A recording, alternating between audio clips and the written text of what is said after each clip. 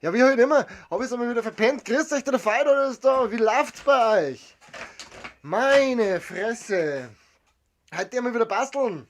Ich hab bloß noch einen Bleistift braucht, deswegen habe ich jetzt gerade bin ich nochmal gefetzt. Was ist denn das? Was sieht denn das? Atze fix, der Ton ist auch noch da. So, passt. Zumindest weiß ich jetzt, dass wir einen Ton haben. Das ist nicht ganz verkehrt. Was habe ich denn da jetzt gerade? Ach so. Ach so, mein Mikrofon ist das. Aber der muss anders flackern. So muss der flackern. So muss der flackern. So. Grüßt euch. Da ist noch eine Nähschädigung von gestern. Ich habe gestern brutal viel genäht. Ich habe schon wieder was vergessen. Sekunde. Das ist aber schon da. Der Cutter. Ich wollte nicht mit dem Bleistift auch noch spitzen. Dafür habe ich eigentlich jetzt das. Oh, läuft schon wieder. Bloß kein Chaos, hat nicht lang gedauert. Ich nehme jetzt einfach den schönen Cartoon hier und machen wir da mal Mülleimer draus.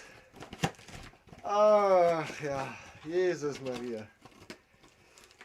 Das ist ja kurz und knackig und schnell und los und mach. Naja. Wir sind gerade eben vom Woll- und Stoffmarkt gekommen, wobei es mehr ein Stoffmarkt war. In Freising, im schönen Freising waren wir. Haben uns mit ein paar Leuten getroffen, mit ein paar Spätzeln. Der Bur ist mit seiner zukünftigen Frau rausgekommen. Hat uns überrascht, dass er da war. Aber schön war, dass er da war.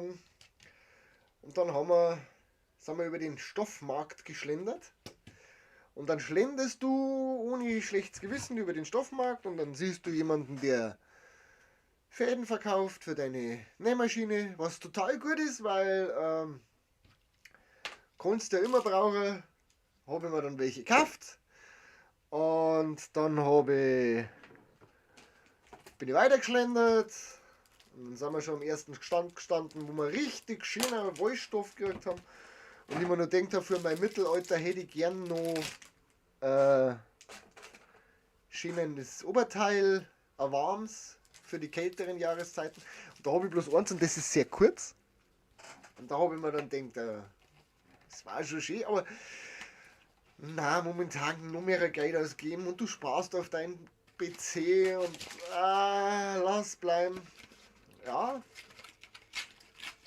bin ich weitergegangen. Dann hat er eine Leder verkauft. Dann bin ich 35 Euro für ein Stück Leder losgeworden. Und er hat Kork verkauft. Bin ich 5 Euro für ein Stück Kork losgeworden. So, jetzt rauchen wir erst einmal eine. Und dann waren wir durch. Und dann habe ich gemeint, ich gehe jetzt heim. Und bin ich zu dem Stand zurückgegangen und haben wir für 75 Euro noch Stoff gekauft. Wunderschönen Wollstoff, überhaupt kein Thema. Preislich super. Ja, diese 75 Euro sind absolut top investiert. 5 Meter Stoff dafür gekriegt. Ja, fein heute jetzt wieder 120 Euro in der Kasse. Meine Frau freut sich wie ein Schnitzel. Wieso ist denn das so dunkel eigentlich da herum? Ist das so dunkel? Muss ich das heller machen? Muss ich mir jetzt echt nur Licht von vorn kaufen? Kaufen wir unser Licht von vorn. Ah ja, können wir ja machen. Machen wir dann fürs nächste Mal Planung Licht von vorne. Ich habe nämlich kein Licht da von vorne. Gar nicht. Naja, so. Heute haben wir wieder Brandmalen. Haben wir schon mal gemacht. War ganz nett. Der wir wieder machen, habe ich mir gedacht, weil ich Brandmaler gern und kann es auch gerade brauchen. Jetzt kurz vor Weihnachten. Es geht auf Weihnachten zu. Ist das vielleicht nicht schlecht? Ich habe eine neue Brandmalstation gekauft. Deswegen schalte ich jetzt einfach erst einmal um. So. So, ja, das Bild ist nicht perfekt. Da muss ich mir noch was überlegen, glaube ich. So, das ist meine neue Brandmalstation. Hier mit vielen Aufsätzen für meinen Brandmalkolben, für meinen Lötkolben, der hier ist. Da ist schon einer drin, den werden wir wahrscheinlich gleich noch austauschen. Dann habe ich einen Schraubenzieher dazu gekriegt und einen Mordsklotz, der bis zu, was weiß ich, viel Grad einstellbar. Bis zu 750 Grad kann man die einstellen. Es lässt sich viel schöner malen wie mit dem anderen. So, jetzt müssen wir erst einmal schauen, welches unser erstes Projekt heute wird. Ich habe da ja verschiedene Sachen wieder mal vorbereitet. Und weil ich mir das schon länger vorbereitet habe, das ist alles groß geworden. Groß geworden. Habe ich mir gedacht, das machen wir jetzt gleich als erstes. Ist nicht besonders scharf das Bild, aber das macht nichts. Das wäre das Original. Wir malen nämlich jetzt dieses wunderschöne Beutel da drauf. Und wie man sieht, es passt nicht. Deswegen habe ich es ein bisschen kleiner machen müssen. Und so passt es eigentlich ganz gut dahin.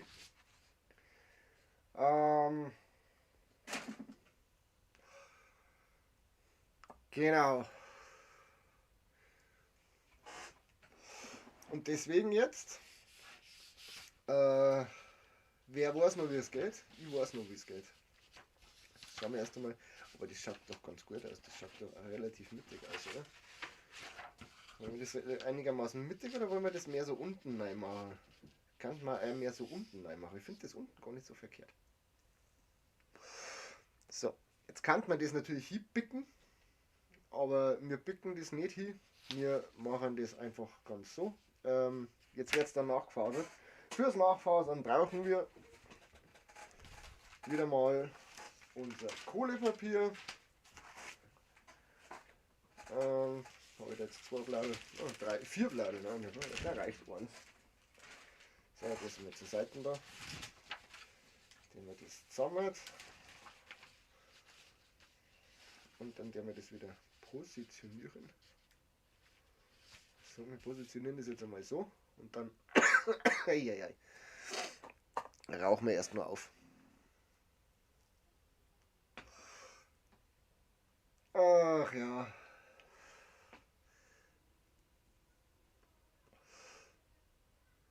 Ach ja.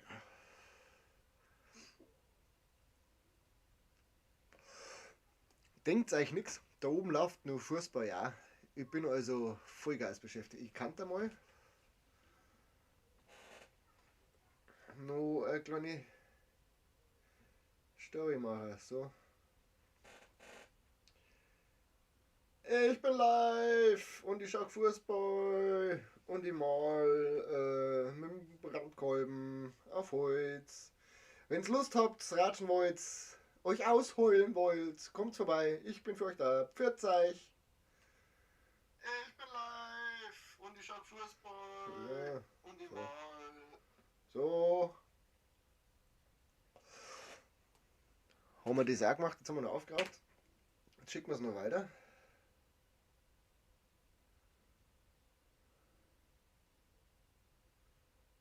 Das ist, dass sie das immer umdreht. Wieso dreht sie das immer um? Mache ich da was falsch? Ja, ich mache vielleicht was falsch. So. Nee.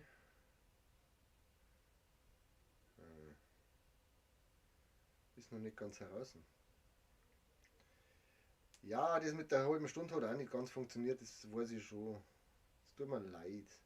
Ich wäre gern früher da gewesen, es hat leider nicht funktionieren sollen. Jetzt werden wir es noch da reinschmeißen. Da gehört es nämlich auch hin und dann geht's los. So. Einmal. Da müssen wir es auch noch reinschmeißen. Hei, Leute. Ich bin ja total verplant. Gut, dass ich heute irgendwas angefangen habe. Und mal wieder überhaupt keine Verzögerung. Ach ja, Leute. Leute von heute. So. Handy weg. Brauchen wir nicht mehr. Jetzt der mal anfangen. Wir werden jetzt erst einmal hier da so den Bogen einzeichnen.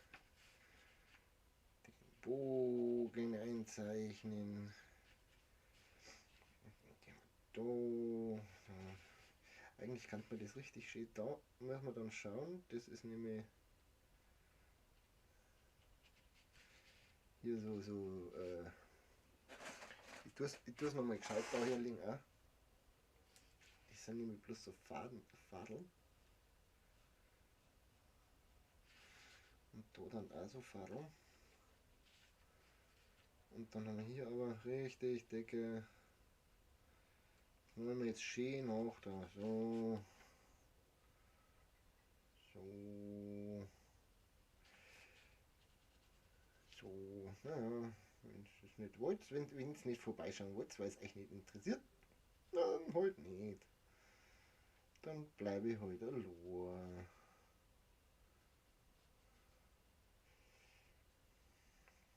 Das, was ich jetzt hier übrigens mache, wird tatsächlich schon eins von meinen diesjährigen Geschenken, die ich zu Weihnachten verteile. Das Holzbladel habe ich mir gekauft auf Amazon. Das schicken sie da innerhalb von ein paar Tagen zu.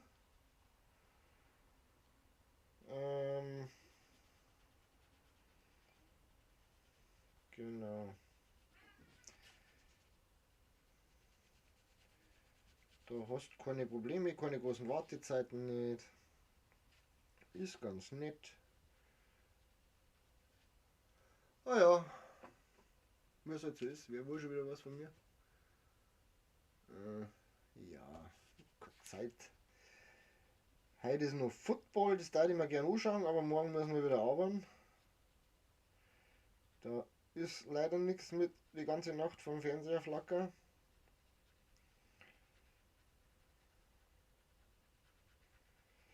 Leider nicht.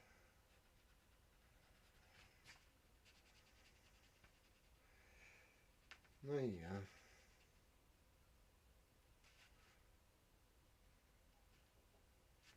Der war ganz gut. Was ich noch mache, das mache ich nicht im Stream. Ich tue das Holz danach noch ölen.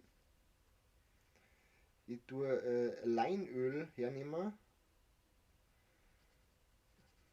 Ihr könnt auch gerne wissen, warum ich das nicht im Stream mache. Ich habe es vergessen zum Kaffee.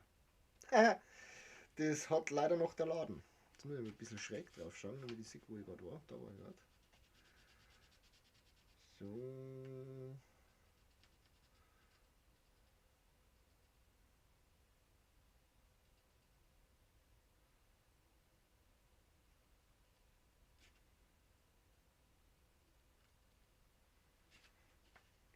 Da in den Strich rein, da in den Strich drauf und dann machen wir da so Zipfel oben hier. Da in den Strich und hier machen wir wieder aus. Das kann ich auch noch nicht. Und dann haben wir noch ein paar Wolkenkratzer. Und da ist auch noch ein Wolkenkratzer. Wir werden eh erst die Konturen fahren und dann den Rest. Ist alles, der Druck ist eine Katastrophe das Mal. Ich habe keine Chance gehabt, das sauber und klar auszudrucken. Es ist total unscharf. Ich habe es nicht hingebracht heute, das einigermaßen vernünftig auszudrucken.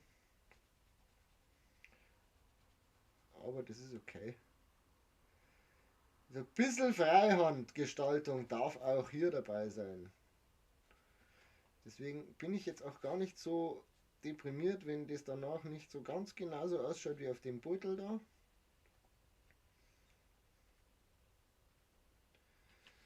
So, und dann werden wir da noch das Bangkok drunter schreiben.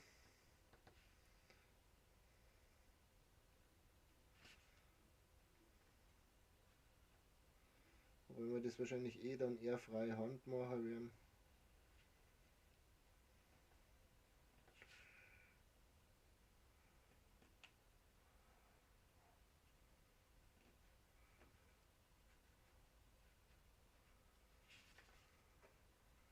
Schreiben tue ich grundsätzlich eigentlich Freihand. Das ist immer so ein bisschen. So, schauen wir mal, wie es ausschaut. So schaut es aus. Sieht man wahnsinnig voll. Seht ihr da irgendwas? Seht da, ich weiß nicht, ob man da mehrere sieht. Ah, nicht wirklich. Ist wurscht, es tat uns jetzt schon reicher. So, Jetzt deren wir noch an die Spitzen drauf. Auf den Kollegen hier. Ah ja, das wollte ich nicht, ich wollte es doch nur aufmachen. Dann haben wir ganz viele Spitzen. Es sind auch welche zum Ausmalen drin. Wieso machst du das denn eigentlich schon wieder zu? Du musst ja gar nicht schon wieder zu machen. So. Ach ja, ich muss mich ja noch entschuldigen, weil in letzter Zeit tue ich ja wahnsinnig viel und regelmäßig streamen. Leider eben nicht. Weiß ich aber auch, die Zeit lässt es halt momentan nicht zu. Ich arbeite momentan sehr viel. Ich möchte halt schauen, dass ich schnell an meinen PC rankomme. Den immer einbaut, damit das Bild hier oben deutlich besser wird, unter anderem. Dass ich dann auch endlich die Sachen mit euch spulen kann, wo sie eigentlich auch spulen will. Magst du da jetzt rausgehen? Der ist ein bisschen verbunden. Habe ich den gestern beim Brennen ein bisschen verbunden? Ich habe gestern auch schon ein bisschen brennt. Gestern habe ich Sachen brennt, die ich heute nicht im Stream machen kann, weil es kann ja sein, dass einer vorbeikommt, der das nicht sehen soll. Was ich da so fabriziere. Aber okay. Die Weihnachtsgeschenke, die wir jetzt da schon machen, ich glaube nicht, dass die Person auch nur zufällig hier vorbeischauen hat. So, das Ding ist fest. Wir kennen also die ganzen anderen Spitzen derweil einmal wieder zur Seite da. Also schirmen wir es einfach mal auf. Ja, was soll der Geiz? Dann, Entschuldigung, schalten wir das Ding ein. Wir brennen übrigens mit ungefähr 650 Grad. Ich habe mir da noch so alte Scheiben, die ich mal versaut habe, her da, um zu schauen, ob das, wann es losgeht. Weil ich kann es jetzt schon draufhalten und habe danach schon, Dinger drin. Weil der Lötkolben wahnsinnig gut ist. Also diese Station absolut empfehlenswert. Nicht ganz bei 20 Euro, so wie der Rest bisher, aber du kannst heute da jetzt auch moin, wie es sich gehört. Ja? Das ist jetzt alles nur Barzeln, testen. Schauen wir mal, wie lange das dauert. Währenddessen kann ich, wo habe ich es denn hin? Dahinter habe ich es. Da meinen Kollegen her tun. Weil ich glaube, ihr seht von dem, was ich da tue, überhaupt nicht viel. Ich habe nämlich pauschal vergessen, das machen wir jetzt noch schnell, meinen Kollegen vorne aufzuschrauben. Das werde ich jetzt noch hier machen. Ja, ja, es ist ein bisschen seltsam, wenn meine Hand da so direkt im Weg ist, aber es ist okay, denke ich. So. Dann haben wir das schon mal, dann darf das Bild ein bisschen besser werden. Und dann werden wir da jetzt näher hinzoomen. So, da muss ich dann malen, okay. So, haben wir ein bisschen hingezoomt. Jetzt mehr es jetzt eine Wand nur sein. Als erstes fahren wir jetzt diesen wunderschönen Querstrich hier entlang.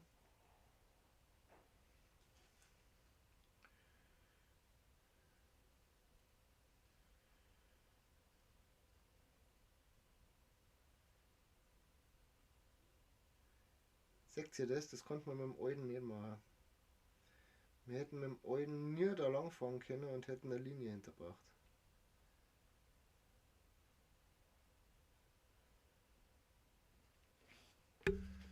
Jetzt haben wir mal schon, den ersten Strich haben wir schon gemacht. So. Dann haben wir da jetzt den konturtechnischen dicken Strich. Und dann geht's los mit hier ein Strich, da ein Strich. Miteinander verbinden. Und da haben wir hier, die Spitzen ist ein bisschen zu warm, glaube ich. Ein bisschen runter von der Temperatur, gehen wir runter auf 550 Grad. So, ich schaue da übrigens, also ihr seht es jetzt wieder nicht, gell? Ich schaue jetzt da auf meine Vorlagen, super, wo ich genau, was ich da machen muss.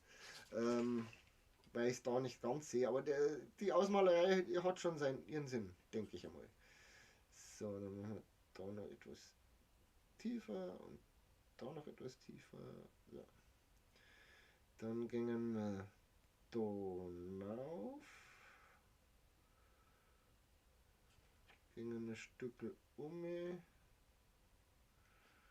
Und dann haben wir so Stufen drin, die wir schön so machen können. Finde ich persönlich. Und dann geht es weit runter. Das können wir gleich bis runterziehen. Wir werden es auch ausmalen, das mal. Dann haben wir daneben ein Gebäude. Das ist einfach nur so. Sehr schön, oder?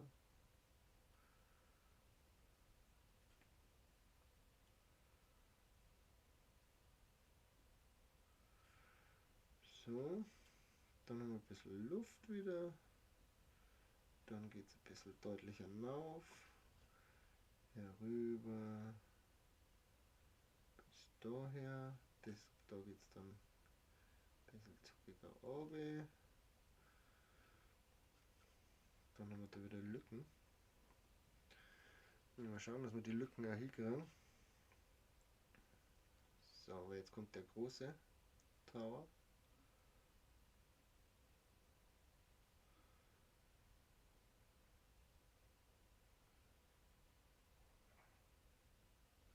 Sieht man das, dass ich da was hier mache? Man sieht es tatsächlich, ja.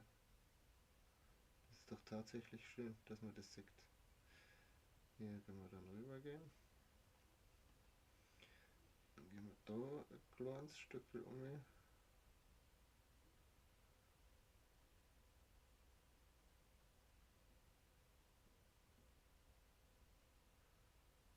Da ein kleines Stück her.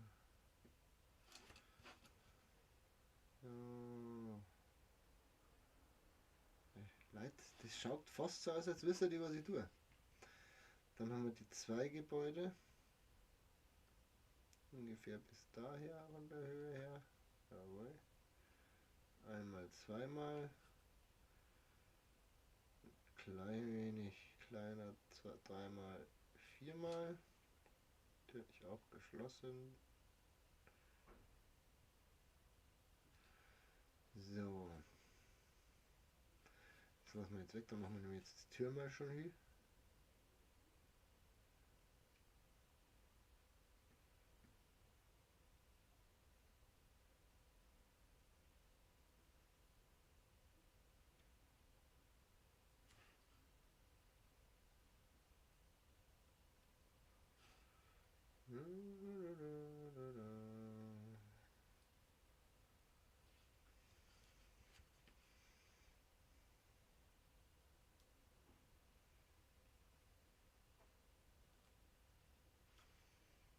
So, dann haben wir da wieder ein Türmchen.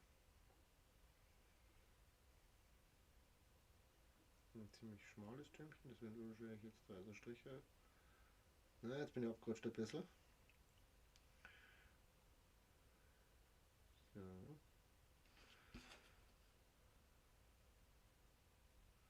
Zum Ausmalen können wir dann aber auch gern auch andere Spitzen nehmen. Und wir bloß schauen, dass nicht zu voll wird. Daneben haben wir noch ein klein bisschen höheren Turm. So.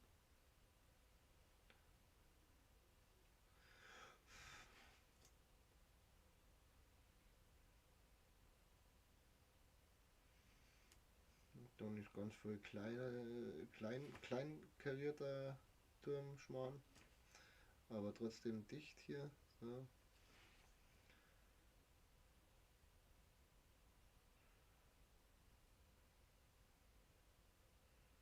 Ja. Ja. So, dann ist das nämlich hier. Nehmen wir noch ein bisschen Türmchen hin.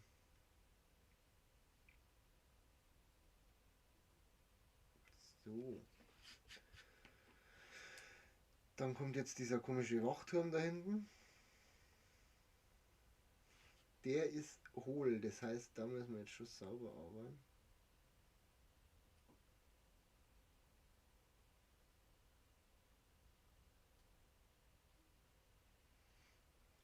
ist wieder so ein bisschen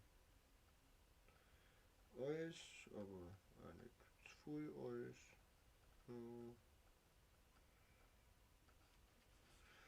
Dann machen wir das zu.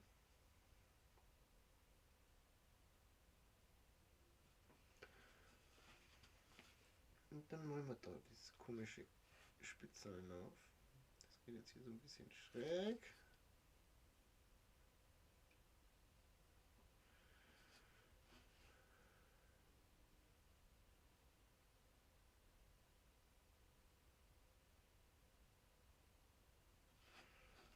So.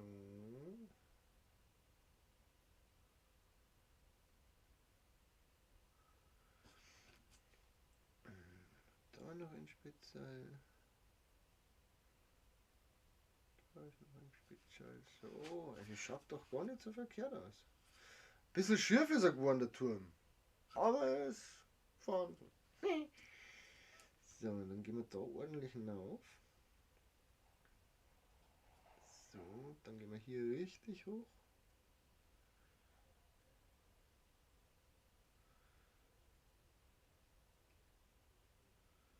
Und hier auch wieder runter.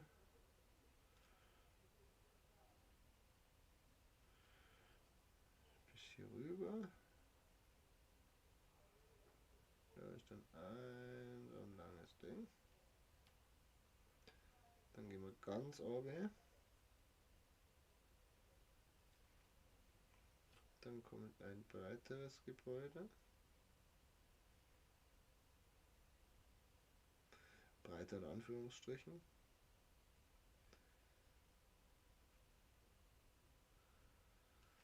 So.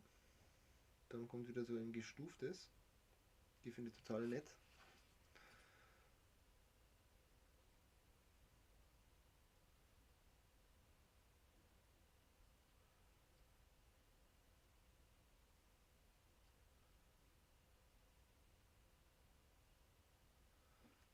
So.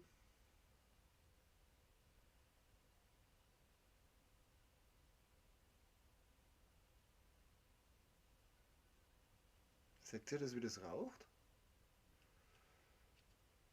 So, dann geht's um mich. So, Palast. Ich denke mal, das wird der Palast sein. Der wird ein bisschen tricky, aber das ist okay. Und zwar so, und der geht ungefähr bis daher.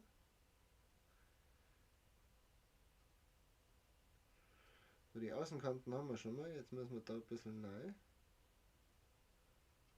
Und da ein bisschen rein. Ja, auf derselben hier haben. Dann geht's schräg nach oben.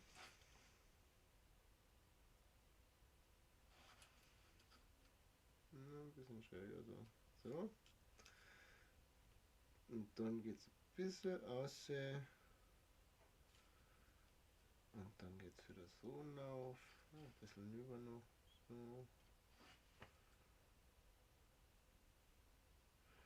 Und dann haben wir da Dickspitzel drauf. Ungefähr so hoch wie das davor. Und da haben wir nur zwei so. Kann mal.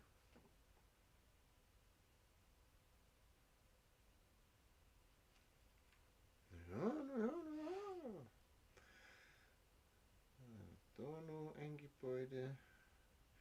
Ja, die kann man verbinden und da so hoch. Da rüber. Da rauf. Da um. Da runter. Da rüber. Und da wieder runter.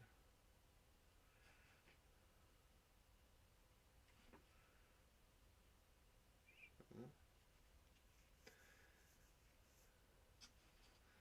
Was wir jetzt noch haben, ist, dass wir da ein kleines Brücke, ein kleines, die Brücke anzeichnen müssen.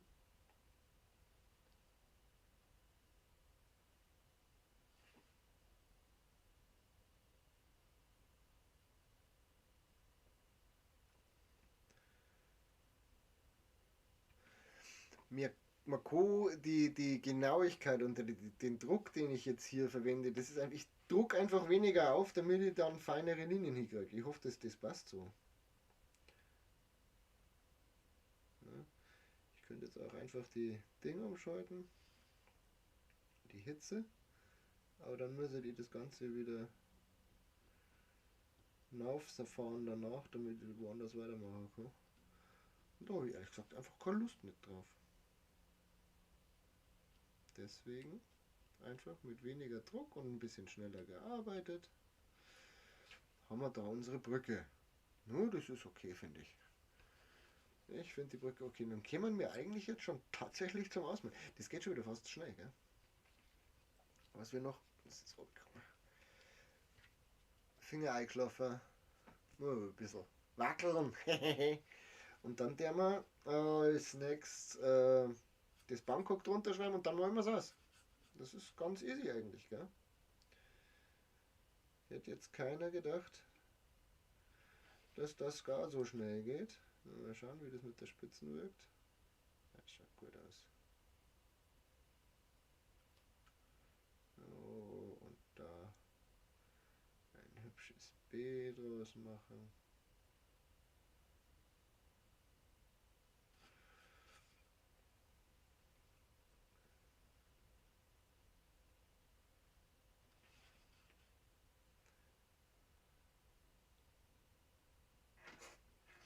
Oh, bin ein bisschen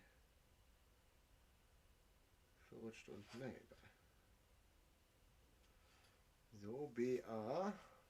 Dann haben wir noch ein N.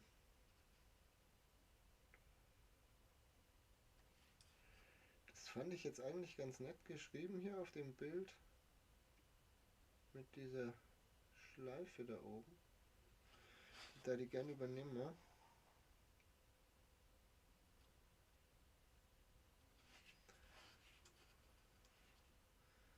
Ein G.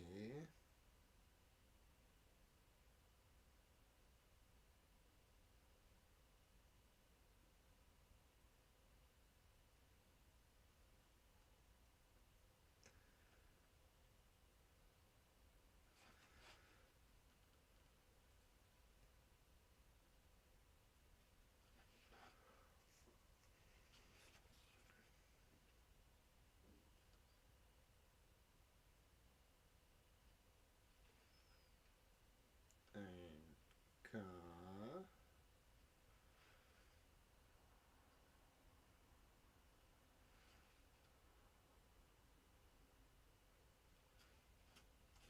Ein O.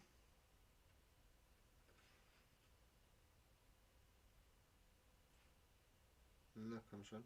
Wir müssen da über den Jahresring, genau.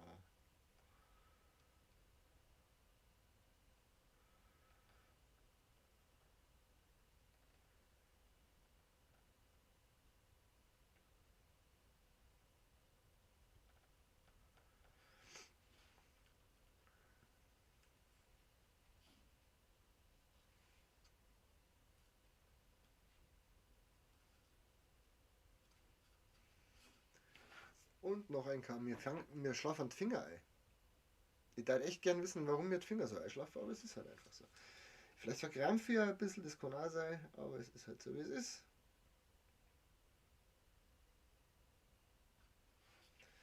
Und dann machen wir wieder das kürzere Ähnchen nach oben hinweg. Und dann ein länger gezogenes K. So. Und jetzt ist Ausmalen angesagt, gell? Ah, den langen Turm habe ich nicht fertig gemacht. Also hätte ich den langen Turm aber gar nicht fertig gemacht.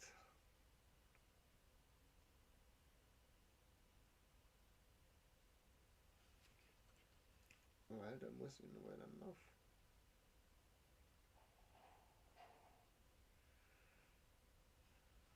So. Und dann geht es jetzt zum Ausmalen. Das heißt, wir schalten da mal kurz aus. Schrauben hier schon mal auf. Jetzt kommt wieder der Tipp des Jahrhunderts. Ich habe mir extra so, wie sagt man, Pinzetten gekauft. gelangt es nicht an. Die Dinger sind heiß. Ja? Dann nehme ich mal mein Bastelstück, mein Reststück. Tue ich dann her. Na, da tun wir das Reststück. Ja, da, wo sagt es? Da sagt es. Da lege ich das jetzt drauf. Und dann nehme ich jetzt einfach einen meiner zigtausend anderen Aufsätze, die ich da habe. Und ich habe viele Aufsätze. Ich nehme jetzt den hier. Ja, Fokus. Ja, so schaut er aus. Egal. Und mit dem moje ich jetzt das aus. Ich hoffe, dass das gut funktioniert. Da brauche ich eigentlich noch keine Pinzette. Noch ist kalt. Ich muss ja sagen, bei dem Gerät, das Zeug kühlt relativ schnell ab.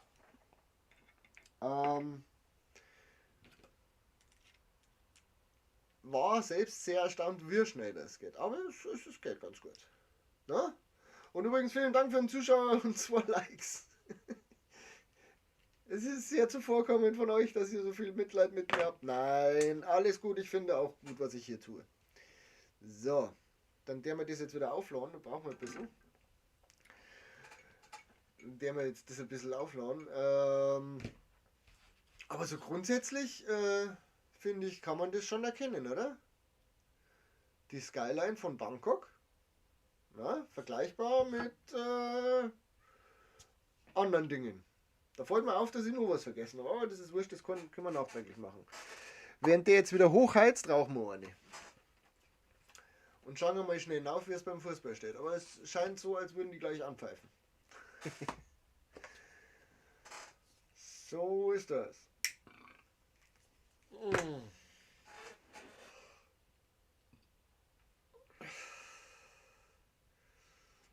Das Projekt danach, nach dem, was wirklich total schlicht ist. Also das ist eine Scheibe, die hat also,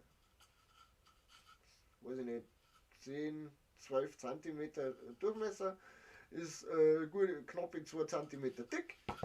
Da kann man sich 6 Stück verkaufen für einen Haufen Geld. Gäb's ja nicht nur bei Amazon, denke ich, sondern womöglich auch woanders. Ja, kann man schon mal machen. So, das Zigarette brennt und das Ding ist warm, oder? Oh ja, das Ding ist warm. Das Ding ist aber sowas von warm. Kann ein bisschen wärmer sein.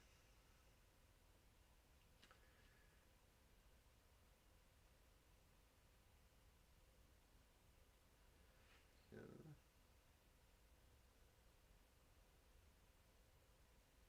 Nein, das geht schon, das ist schon warm. Ne? Alter, das ist schon warm. Ne? Da brauchst du gar nicht so lange umeinander tun.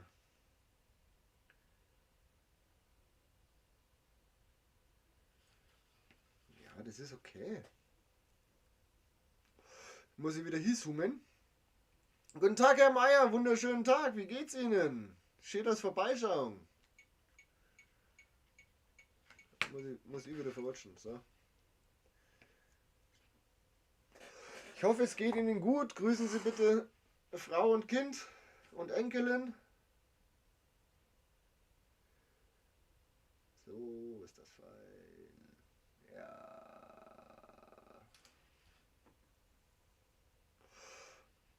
Ich hoffe, allen geht soweit wieder gut.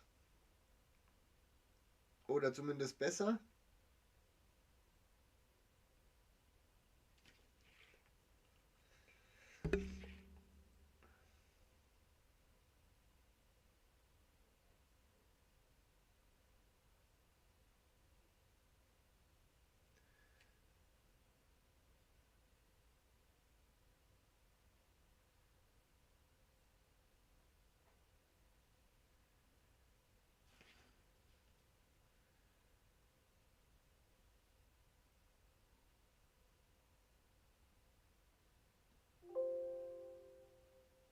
Oh. Ha. Den Stromstecker vergessen. Jetzt ist besser.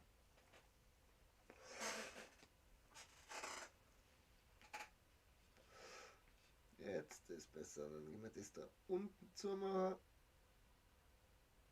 Und ausmalen, ja. Ausmalen ist einfach. Ausmalen ist nämlich bloß schwarz machen. Wenn du keine Schattierungen oder sowas verlangst für dich, ist immer der Punkt, es kommt immer darauf an, wie sehr du es haben möchtest. Wenn du natürlich da jetzt irgendeine Schattierungsscheiße drin haben willst, ja, dann musst du halt Schattierungsscheiße hinholen, gell? Ist jetzt bei dem Beutel, wo ich sage, ich mache die Skyline, nicht nötig. Ja.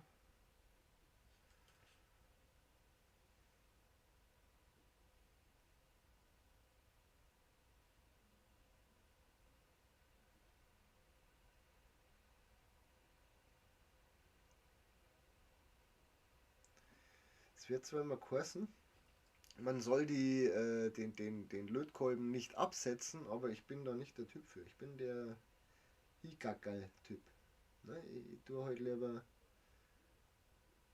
mehrfach aufsetzen, auch mit verschiedenem Druck arbeiten, dann kommen die Schattierungen eh von alleine. Ich finde sowas schön.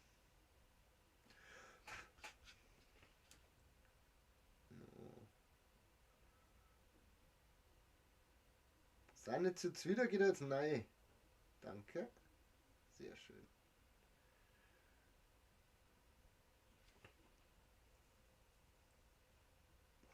Einmal mit Profis arbeiten. Ja, der Herr, das ist halt so, gell? Erfolgreiche Beute haben wir heute gemacht am Markt, hab's schon verzeiht. Alle haben einen Haufen Geld losgeworden. Schön war, dass der Bur gekommen ist mit seiner zukünftigen ist da gewesen. Überraschungstechnisch haben sie sich gemeint, sie fahren da jetzt auch her. Die haben dann auch gleich Geld ausgegeben. Die haben sich ein Shetland-Ponyfell gekauft. Ein Shetland-Ponyfell. Spinnst du, ist das weich? Wobei ich sagen, dass sie Schnäppchen gemacht haben für den Preis, den sie gezahlt haben. Ja. Der war absolut gerechtfertigt. Also, wenn man jetzt wieder ein bisschen auf vom Tempo, vom Tempo sage ich, von der Temperatur. Ne, das ist fast Tempo.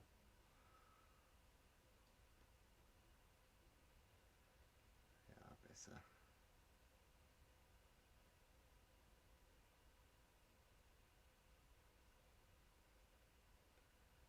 Viel besser.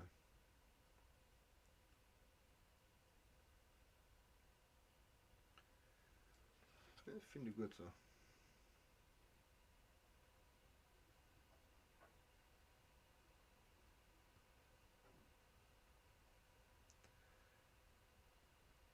Ist natürlich nicht so, wie wenn man sich's kauft, wenn man es selber macht, aber dafür ist selber gemacht. Ja. So, da waren wir schon ganz fleißig mit dem Ausmalen, da werden wir bloß mit den unteren Konturen nachfahren. Das ist nämlich sehr schön geworden hier. Dann haben wir ja gesagt, dass wir den Turm da hell lassen. Und werden wir jetzt die nächsten Gebäude ausmalen. Sehr, sehr schön finde ich das. Ich persönlich finde das für meine Verhältnisse, für das, was ich so treibe, finde ich das sehr schön.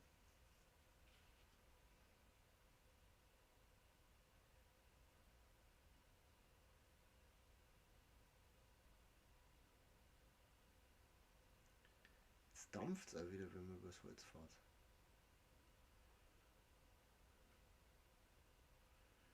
Das hat es vorher nicht mehr gemacht. Ja.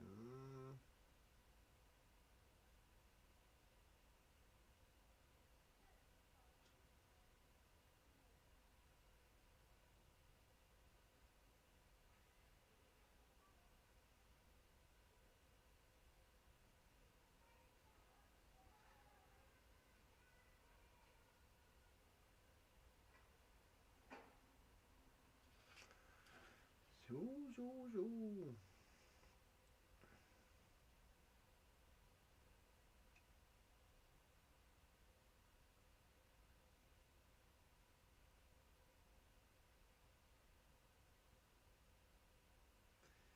Volle Konzentration hier.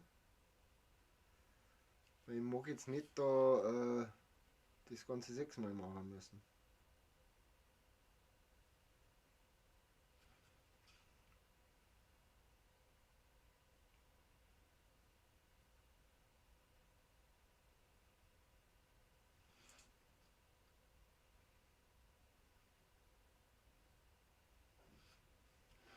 Ja, da wird es jetzt ein bisschen eng mit der Spitzen, glaube ich. Aber das könnte ich schon hinkriegen, wenn ich mir nicht blöd anstelle. Ich hoffe, dass ich nicht so blöd bin.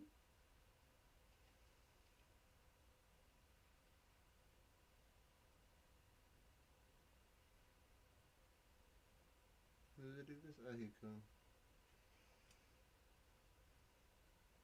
So wie genuschelt. Ich mag nicht nuscheln.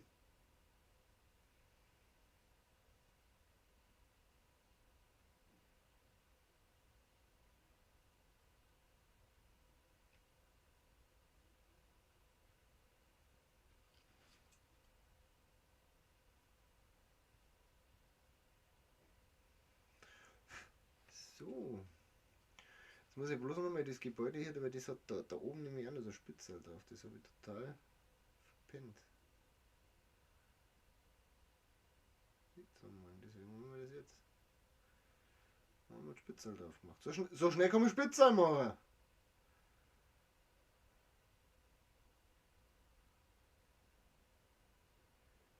So schnell geht das manchmal.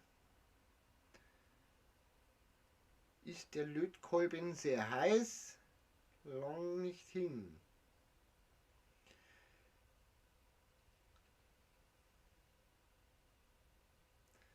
Ja, das ist, wenn man versucht, einen mördermäßigen Zauber reinzumachen und es fällt einem einfach gar nichts ein, dann hört man mittendrin einfach wieder auf zum Blauen. So. Dann gehen wir da unten wieder entlang gehen.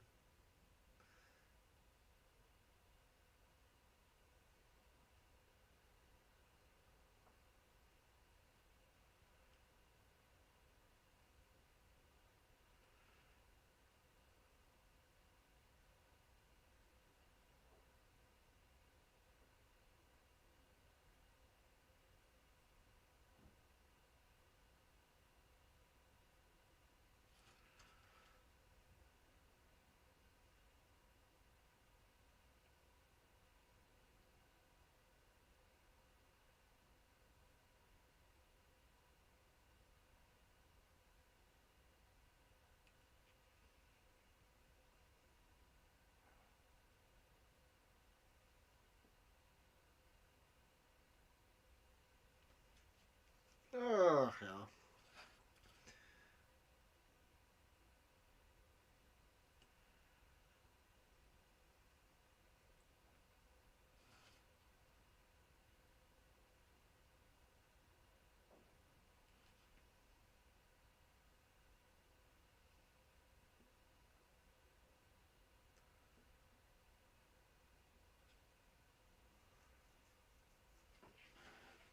Ihr müsst doch was sagen, ihr rutscht ja die ganze Zeit weiter aus dem Beutel raus. Ja, ein bisschen mehr. Ein bisschen mehr.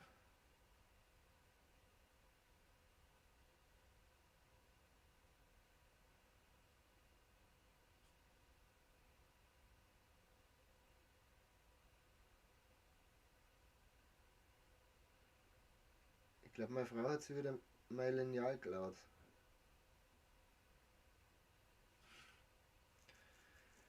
Ich glaube, meine Frau hat sich das Lineal wieder mal geklaut.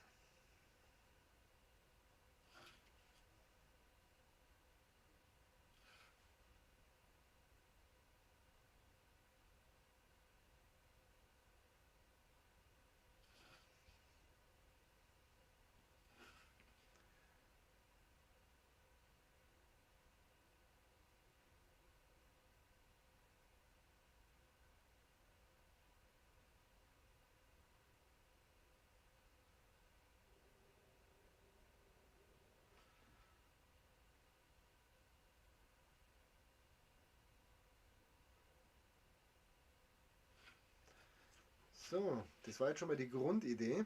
Ich hole jetzt schnell mein Lineal, damit ich noch das Bangkok unterschreiben kann und einen Bleistift hole ich mir auch noch. Bleistift habe ich einen Radiergummi.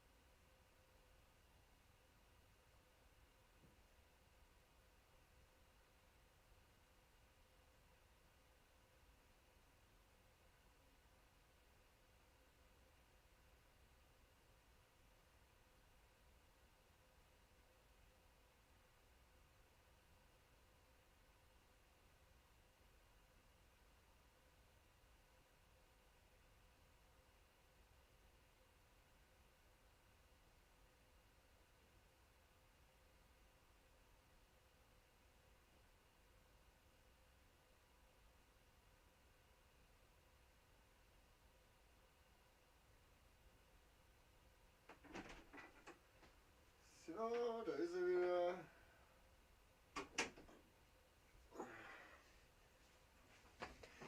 Ja, so schnell geht's. Und Spitze hat er noch gefunden. Jetzt nehmen wir da mal den ganzen Schlons da unten wegradieren, der da noch drauf ist.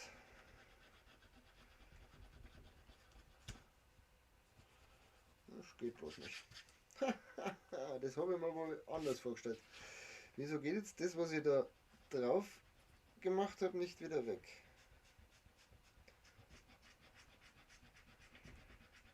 Also, dass ich das, was ich neu gebrandmalt, boah, wackelt das, wenn ich radiere, das ist ja der Wahnsinn. Ha.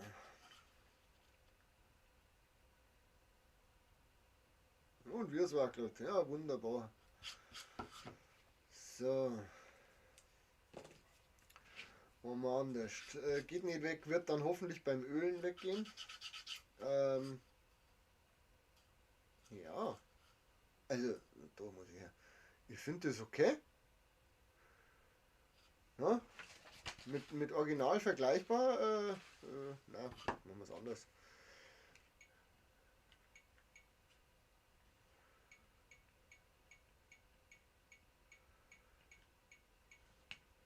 Wir machen da jetzt noch den Strich drunter und schreiben noch T Heiland hin. Ja. Ja, ich habe da was weggelassen, aber das ist mir zu weit ausgekommen. Ich will vielleicht ein bisschen, zwei Stangen könnte man noch hinmachen. Ne? Zwei Stangen machen wir noch hin.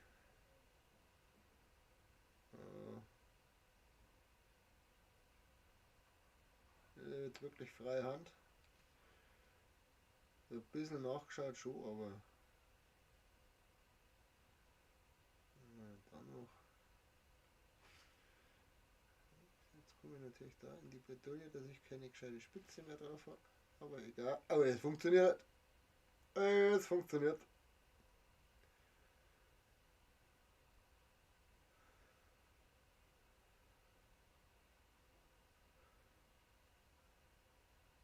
Ja, es funktioniert schon.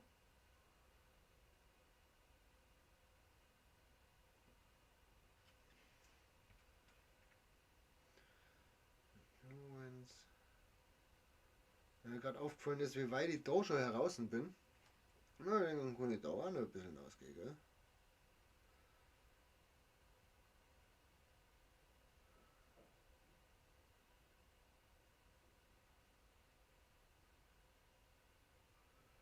Und wenn nicht, hört halt bei uns Bangkok einfach ein bisschen früher auf.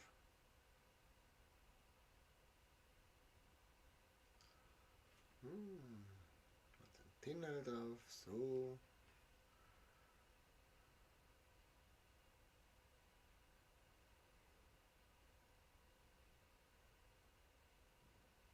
So. So.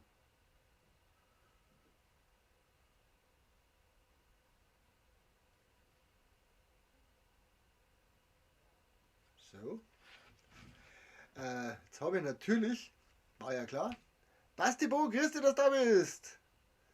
Ni hao oder auch Servus, Alter. Jawohl, Ni hao ist richtig, tatsächlich. Ich weiß nicht, ob man es so schreibt, aber ja, jetzt habe ich natürlich, da hat meine Frau jetzt das gute Lineal woanders. Jetzt muss ich das mit dem Bleistift machen. Ich hoffe, dass ich. Oh ja, da verbrennt aber eher der Bleistift. Oha! Und Stinger tut's. Dann der wir es einfach so unterstreichen.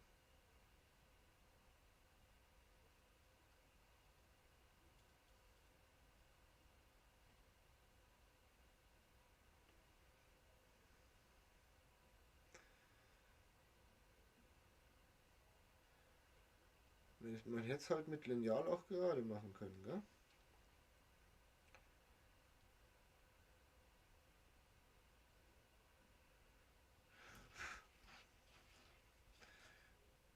Ich unterstreiche es auch ganz. Ich mache da jetzt nicht lange rum.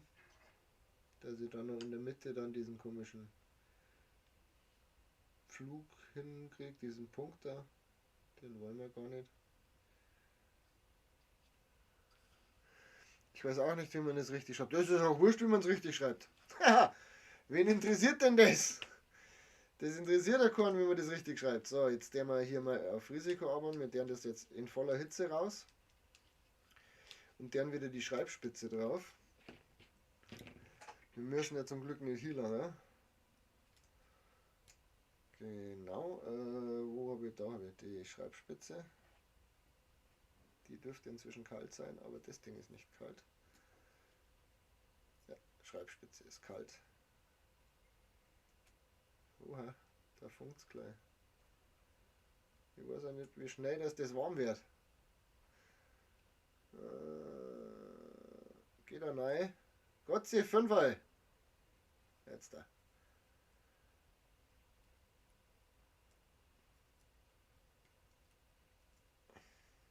Oh ja, das wird schnell warm. Haha.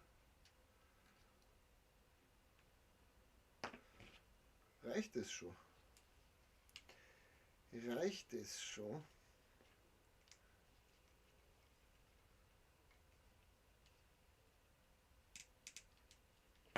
Ist das jetzt fest? Das ist fest, das reicht schon. Dann können wir das Ding wieder zur Seite stellen. So, und dann schreiben wir jetzt noch T Highland drunter. Oh ja, das geht richtig schnell.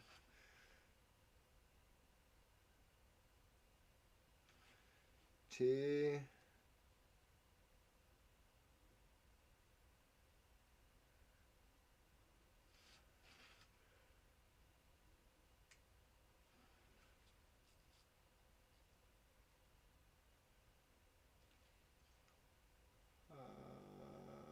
Oh Gott, was ist denn das? Warum verrutsche ich beim A so gern? T, Hi, das I. Das L. Ich werde immer größer von den Buchstaben her.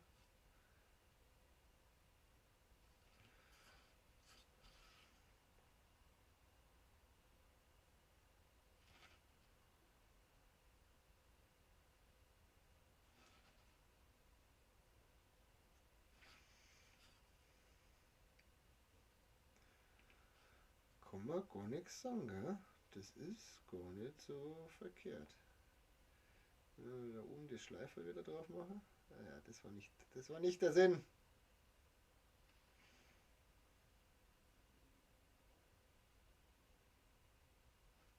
Und ein Dora. Oh, ho, ho.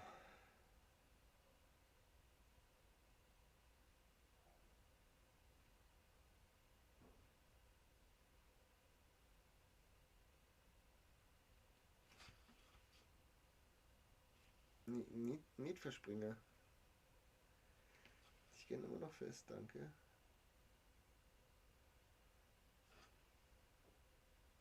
Okay, das D hätte schöner sein können. So, Projekt 1 beendet. Einmal noch nach oben. So, Bangkok, T Highland. Das Einzige, was jetzt dann noch passiert ist, dass ich es, wie gesagt, mit Leinöl einmal einlasse, beidseitig.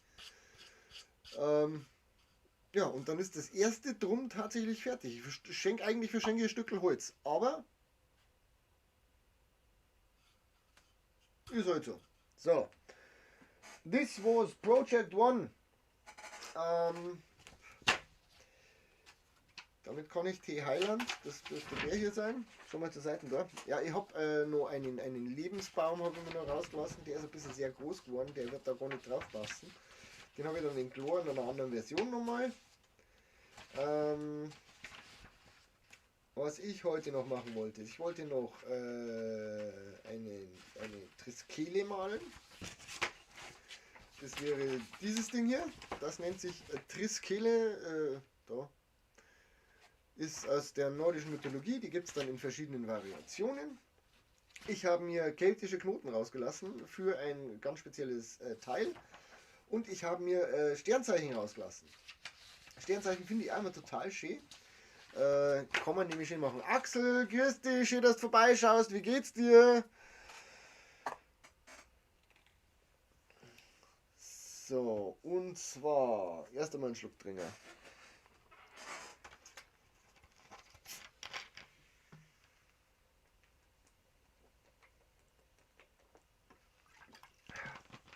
Muss auch sein. Habe ich mir dafür, weil wir nämlich jetzt als erstes mal die Dinger machen, so Blattland besorgt. Finde die eigentlich ganz nett. Sind auf der einen Seite etwas dunkler als auf der anderen Seite, da sind sie ein bisschen heller. Auf der hellen Seite schreibt sich schöner. Alles super, habe jetzt dann Urlaub. Wie geht's dir?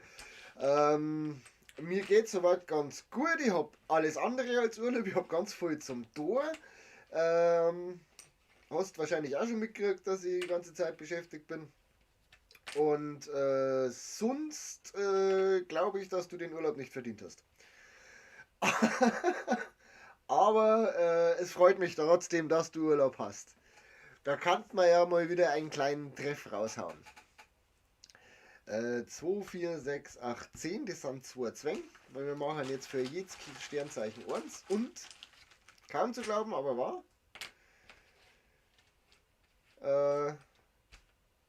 wir haben 12 Sternzeichen. 12 Monate, 12 Sternzeichen. Nachdem ich jetzt nicht anfange, hier, ich hab's nur in unscharf einmal wieder, die komischen Dinger da so abzumalen, weil das kann ich nicht. Bin ich einfach zu blöd für. Mahlzeit, Entschuldigung, das Mikrofon rülpsen ist asozial. Nimm mir einfach da diese klassischen Zeichen dafür. Schauen wir mal. Wer weiß denn von euch, was da was ist? Ha? Weiß das einer? Das ist tragisch. Tragisch, das weiß nämlich heutzutage keiner mehr. Klar, können wir machen. Dann müssen wir heute mal schauen, wie wir es hinkriegen. Ich tue zwar momentan fast jeden Samstag arbeiten, aber das wird weniger. So Ende des Monats da die hinkriegen. Wie lang hast du jetzt Urlaub? Verdient weiß ich auch nicht, aber ich muss meine Urlaubstage wegbekommen. Ja, das Problem habe ich nicht. Tatsächlich nicht. Jetzt ist der Punkt, dass das da gar nicht so schön drauf geht. Das geht da wirklich nicht schön drauf, gell? Das M ist ein Skorpion. Das weißt du auch bloß deswegen, weil du einer bist. Aber, wenn, das darf mir jetzt eigentlich nicht gefallen. Wenn ich da jetzt einfach so eine 69 drauf mache, irgendwie nicht schön. Findest du das? Ich finde das nicht schön. Aber ich habe noch was anderes. Ich habe noch, wo habe ich sie? Da. Eine weitere Tüte mit Holz. Yay! Und zwar heute so Holzplatten in verschiedenen Ausführungen. Die sind irgendwo zwischen 3 und 4 Zentimetern. Da kann man es doch voll schöner drauf machen. He? Findest du ja nicht? Ich finde, das kann man da voll schöner drauf machen. Sind auch schön, es ist auch wirklich echtes Holz. Man sieht es an der die Woche und dann nochmal die übernächste. Übernächste bin ich voll dabei, da geht was. Da kriegen wir wahrscheinlich was hin.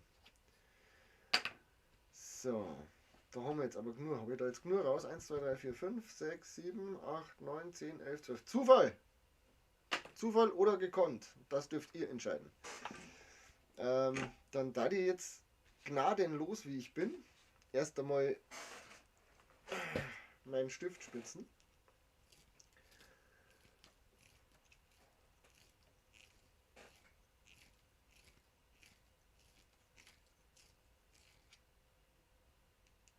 Bis er spitz ist. Perfekt.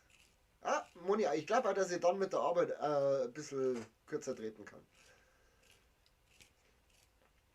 Aber bis zum 18. klotze ich die Woche, klotze ich jetzt die nächste Zeit auf alle Fälle noch ran. Und dann werden Stunden geschrieben. Das heißt, das was dann überbleibt, kommt raus. Wenn ich jetzt das da einfach abzeichne, ja, meint ihr, dass ich das hinkriege? Wir könnten jetzt einmal da. So. Dann geht es da geradeaus hinüber.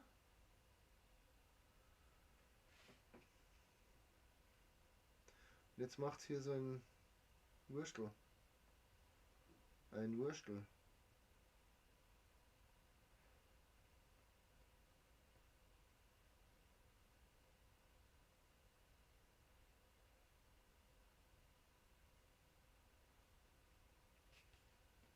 Das wäre jetzt schon mal so der grundsätzliche Anfang wäre getan. Jetzt müssen wir da stückeln auf. Wie bei einer 7, dann wieder darüber. Und dann immer dünner werden, da wieder nach unten. Ja, schauen wir mal, schauen wir mal.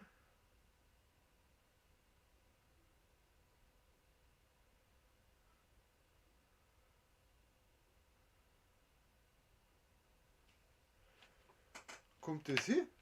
Also ihr seht wieder nichts, gell? Kommt das hier?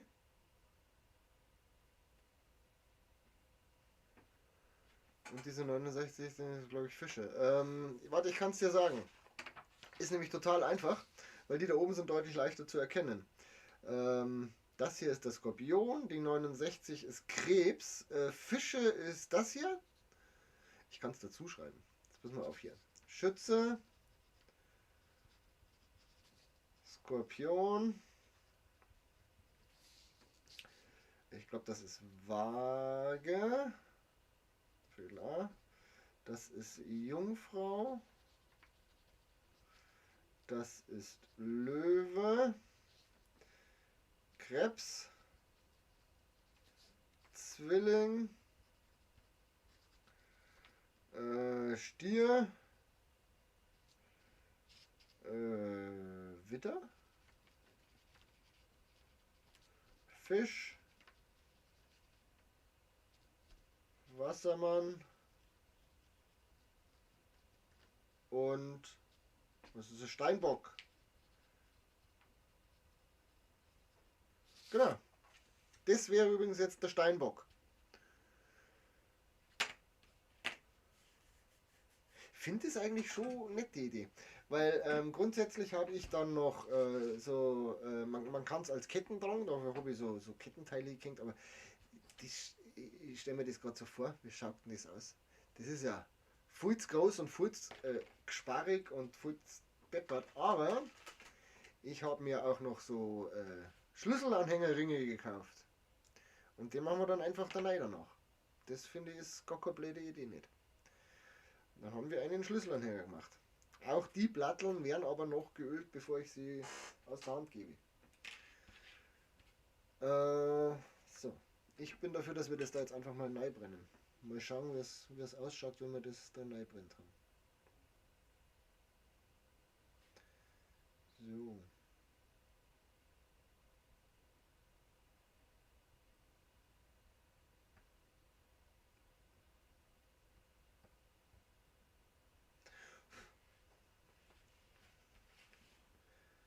Mal voll mit der Spitzenarbeit.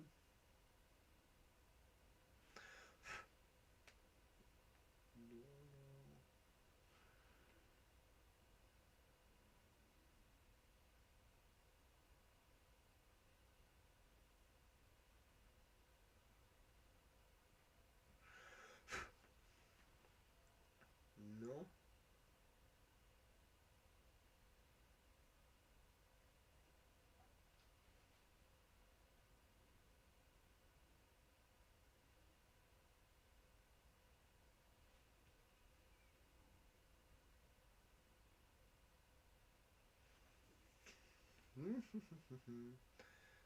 Schön konzentriert arbeiten. Aus zwei Gründen. Erstens wird es immer sauber in die Arbeit.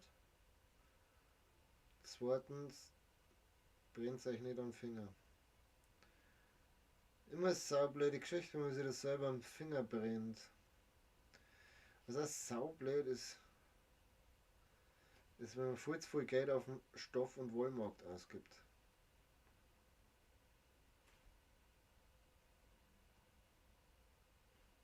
So, Konturen nachgefahren. Jetzt erkennt ihr auch schon auf die Entfernung was. Ich komme mal näher ran. Da. Ist das okay? Jetzt machen wir es mal aus. Müssen wir übrigens auch, weil ich habe da, bin ja einfach drüber gefahren. Ich habe das also nicht so geplant. Aber zum Ausmalen brauche ich einfach auch eine Spitzen. Das geht so nicht. Ich kann mit der Spitzen nicht ausmalen. Wenn die dann Schrauben auch noch trifft, dann wird das auch noch was. So.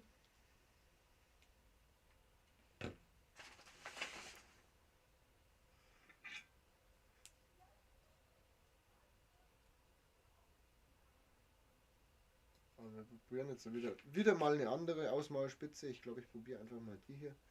Beim Ausmalen bin ich noch nicht so bewandert. Ich habe noch nicht so viel ausgemalt. Wieso? Wie viel hast du ausgegeben?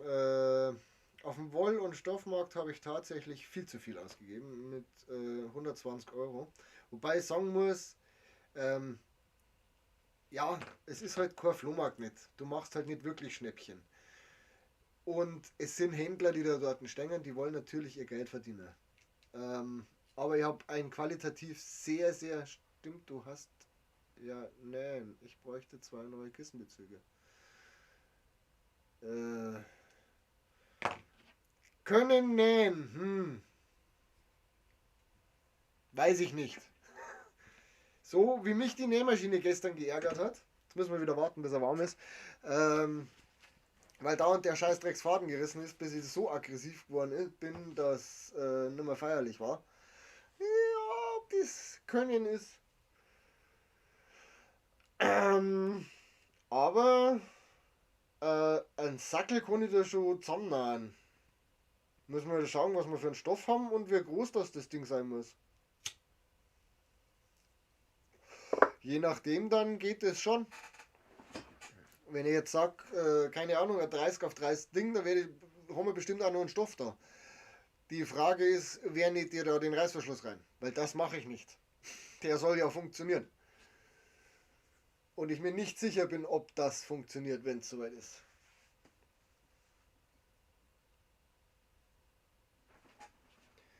Genau. So. Eigentlich kannte ich wieder den Zoom machen, gell? Dann müssen die zwar wahrscheinlich da malen, aber ihr könnt dazu was sagen, genau. Magic. So, da. Und der jetzt ausmalen. Oh ja, das geht. Oh, das geht gut. Die Ausmalspitze ist besser wie die alte, die ich davor benutzt habe. Jetzt ist mein Finger davor, oder? So. Aber es geht gut mit der Ausmalerei.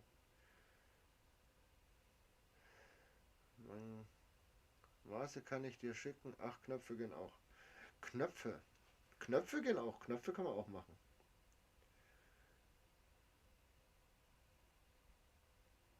Knöpfe kann ich dir auch wahrscheinlich hinnähen. Die nähe ich dann aber mit der Hand hin, nicht mit der Maschine. Die Knopfloch. Ich habe sogar an der Maschine ein extra Knopfloch, eine Knopflochnaht. Das könnte schon funktionieren. Ja.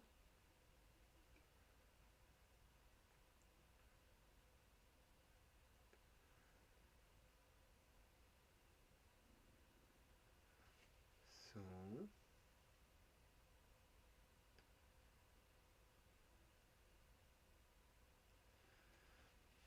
Jetzt ist wieder die Bratzen. Jetzt habe ich wieder meinen Bratzen davor. Sagt halt was.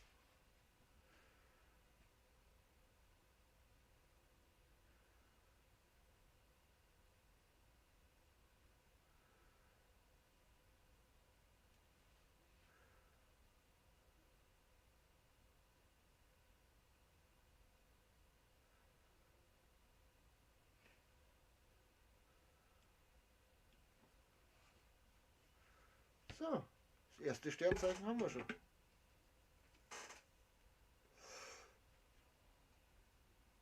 Ja, das ist das kleinste Problem.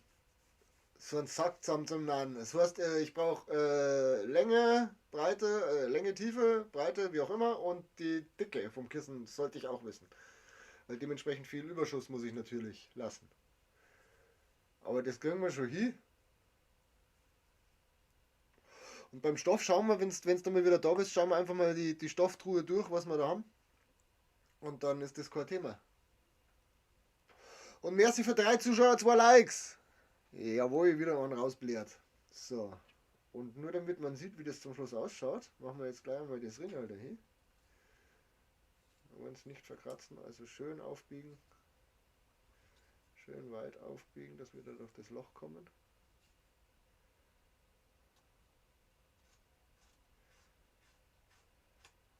So, Schlüsselanhänger fertig. Ist das nicht schön? Ich finde das gut. Das kann man noch. Wer schaut man jetzt nach, von wann bis wann Steinbock ist? Das finde ich nämlich noch eine gute Idee. Irgendjemand schaut mir jetzt nach, von wann bis wann Steinbock ist. Und ich tue dabei Spitze wechseln.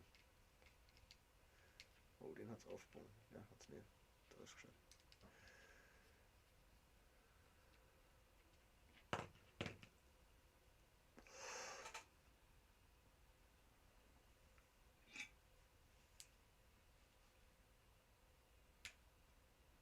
Das wieder raus. Dann nehmen wir wieder die Schreibspitze drauf. Die inzwischen wahrscheinlich kalt ist. Jo.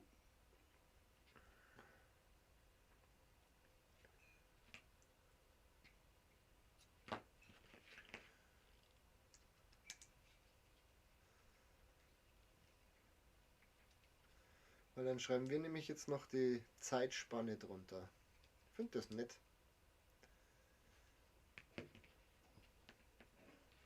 Von wann bis wann ist Steinbock? Da haben wir es 22.12. bis 20.01. Dann machen wir da jetzt noch hier einfach freie Hand.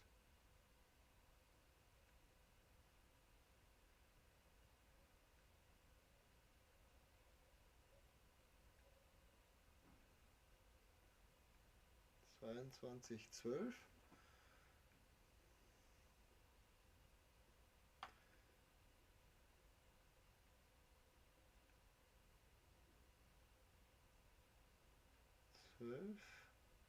Punkt bis, was haben wir gesagt? 2001.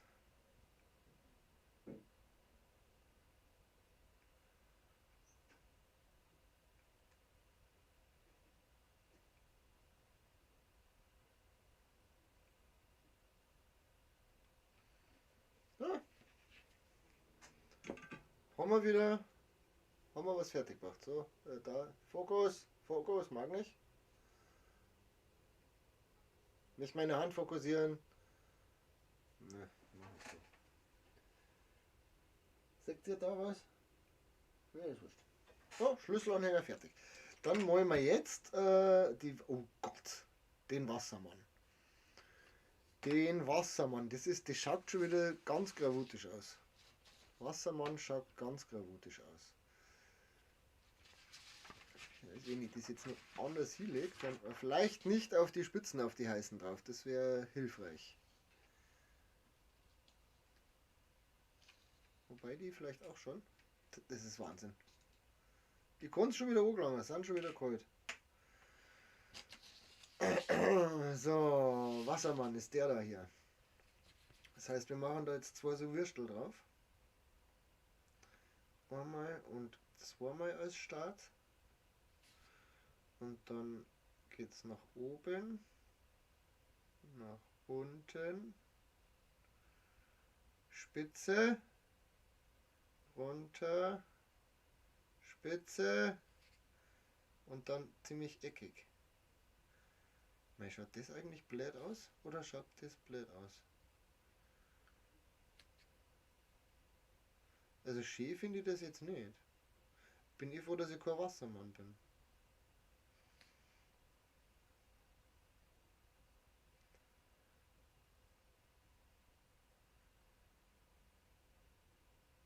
Da ist dann ein bisschen gebogen und dann machen wir da das Würstel wieder zurück.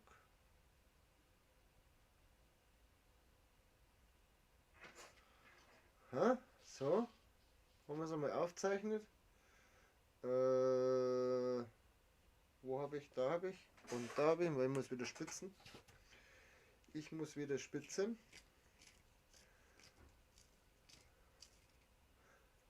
So. Und dann machen wir das Ganze einfach nochmal.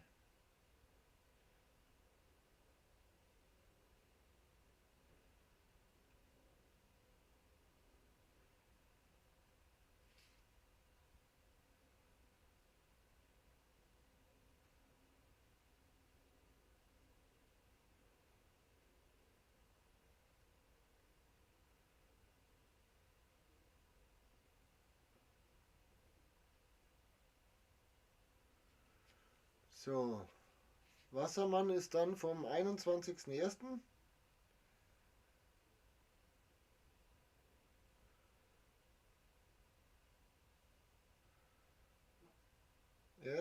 Bis Axel.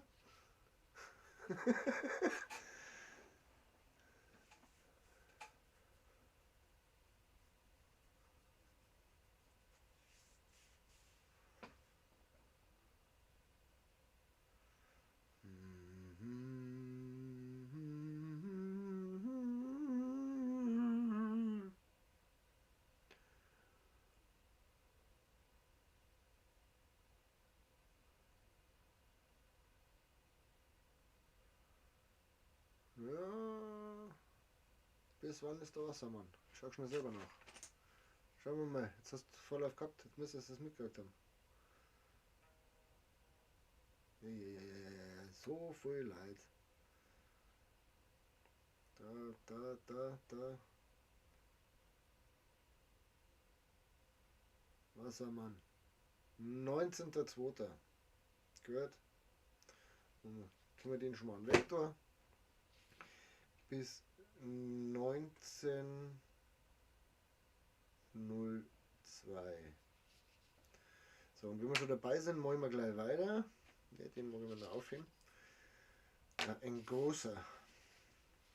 Das ist ein großer Schlüsselanhänger zum Schluss, aber das ist okay. Ist halt so. Dann können wir ein bisschen größer malen.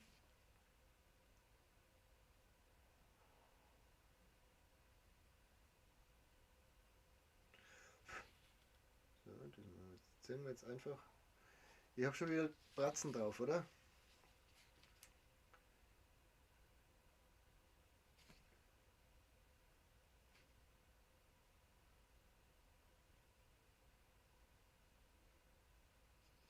So. Und dann so. Und dann haben wir da den Bogen.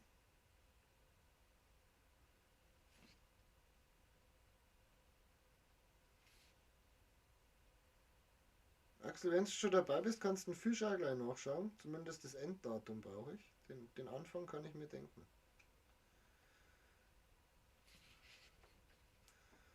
Und dann hier einfach in der Mitte rüber.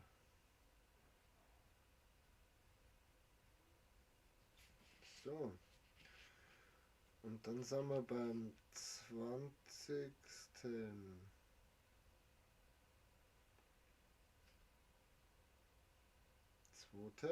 Ups, nein, ich muss das groß machen. Zweiten bis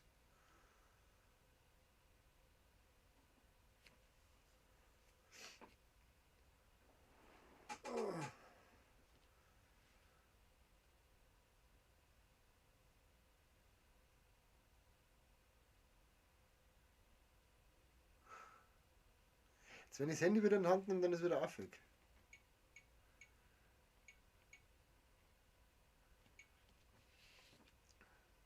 Wir kannten eigentlich schnell alle durchgehen und schreibe es mal da gleich mit drauf. Auf meinem Papier. Genau! Der Mann versteht mich. 21.03. 21. Ist das Witter? Ich dachte, das ist, nee, das ist doch Fische erst. 20.03. Genau. 20 bis 20, ja, ein Monat halt, gell. 20.03. So, dann haben wir nach dem Fischen. Genau, wir haben jetzt Steinbock haben wir gehabt, 22.12. bis 20.01. Dann haben wir 21.01. bis 19.02. 20.02. bis 20.03. Dann haben wir 21.03. bis 20.04. Voll Kabel, voll Schraubenzieher. Dann haben wir Stier 21.04. bis 20.05. Eigentlich kann man das irgendwie so nach und nach ableiten, da die jetzt mal behaupten. 21.05. bis wahrscheinlich 20. Nein? Doch, 20. Zwilling, 21.05. bis 21.06. 21.06. Krebs ist 22.06 bis 22.07.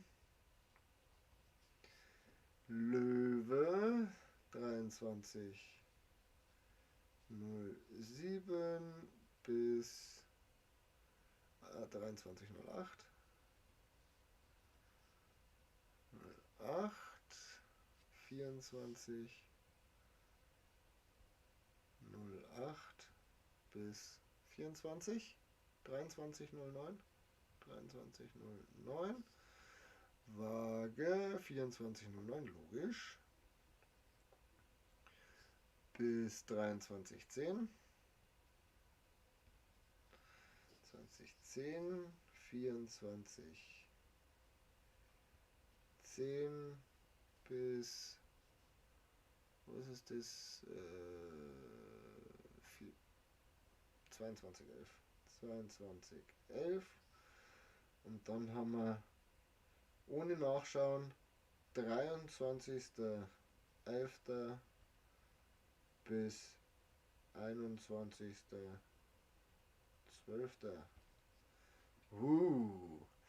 Guten Abend, Dine. Schön, dass du vorbeischaust. Wie geht es dir? So, wo waren wir dann? Der mir jetzt nochmal nachspitzeln. Der ist aber voll groß für einen Stier. Für einen Stier, oder schon für einen Widder. Da, das wird der Widder. Das wird der Widder. Mir der nochmal Stifter spitzen.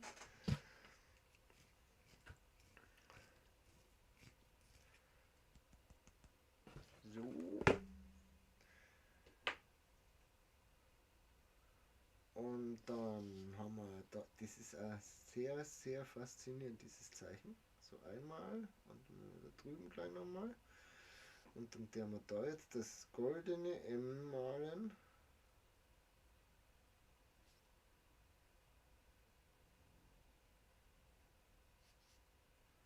Ja, müssen wir weiter rein, so.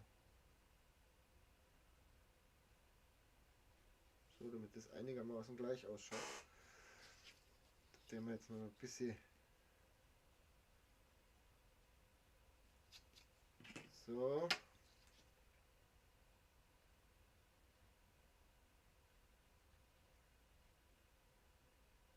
So. Das Ganze natürlich dann wieder so. Und dann gehen wir da ganz weit oben. Ein bisschen weiter raus, so.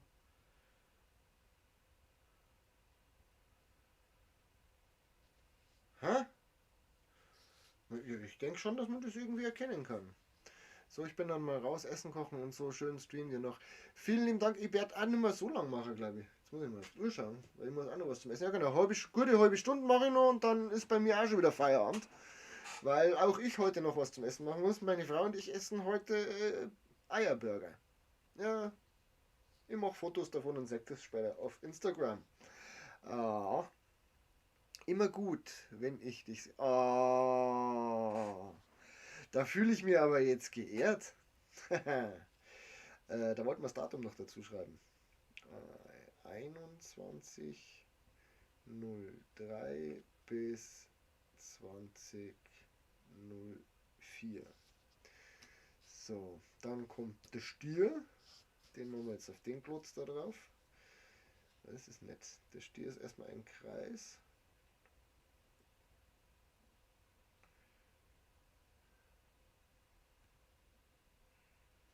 Und dann haben wir da tatsächlich so ein Wurstel drauf.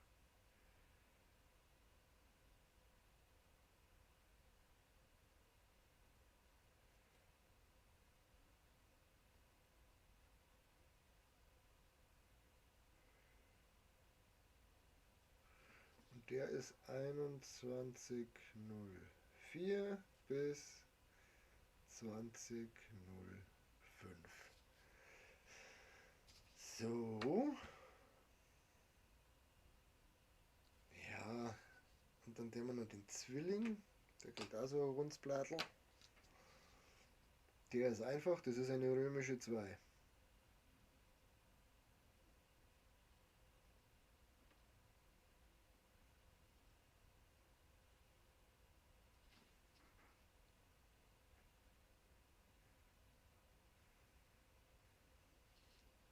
Das ist wirklich einfach.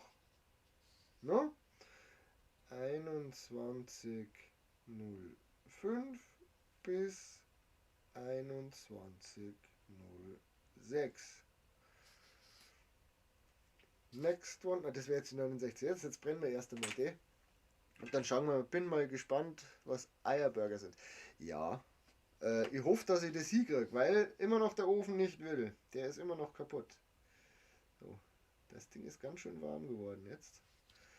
Mal schauen, wenn wir da den Bogen auch sauber hinbringen. Jetzt sehen wir erst einmal bei alle Bladeln, die wir jetzt vorgemalt haben, die Konturen. Und dann der wir Spitze wechseln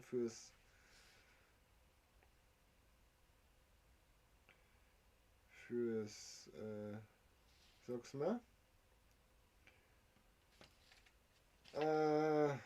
ja, ausmalen.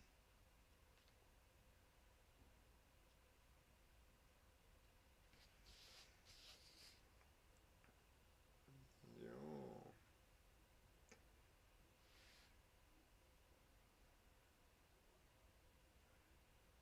Meine Frau und ich haben heute schon über die geredet. Bei uns gibt es heute Gemüsepfanne. Ja, ich habe jetzt die Woche noch. Meine Frau und ich machen das beim Einkaufen immer ganz geschickt. Wir kaufen uns das Gemüse und dann suche ich raus, was ich zu dem Gemüse mache. Sie darf dann auch immer entscheiden, was es gibt. Aber wie gesagt, meine Frau und ich haben heute schon über die geredet.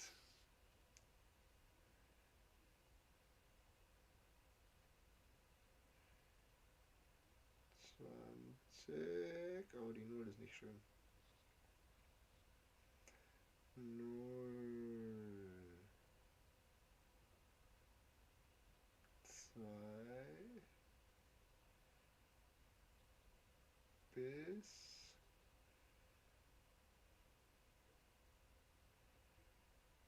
20.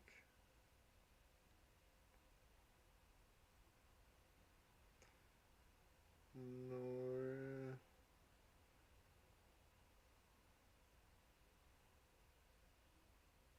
3. So, einmal Konturen gemalert. Ah, das ist so schön entspannt.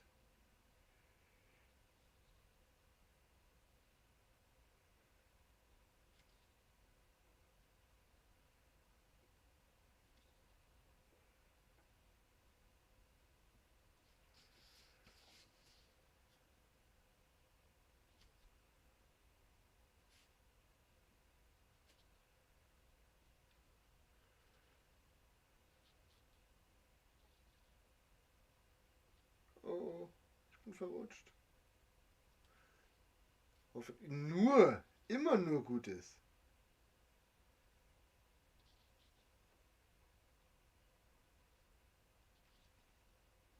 Ob meine Frau und ich jemals über jemanden was Schlechtes sagen würden. Wir würden nie über jemanden was Schlechtes sagen, der nicht Grünen-Politiker ist.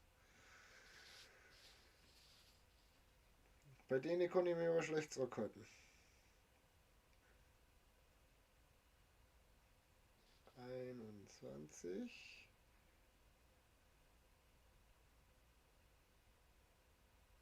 Null. Jetzt mache ich es mal aber schwer gerade, weil ich es zu klar gemacht habe. Egal. 5 bis 21. 0. Punkt vergessen. Punkt vergessen. 6.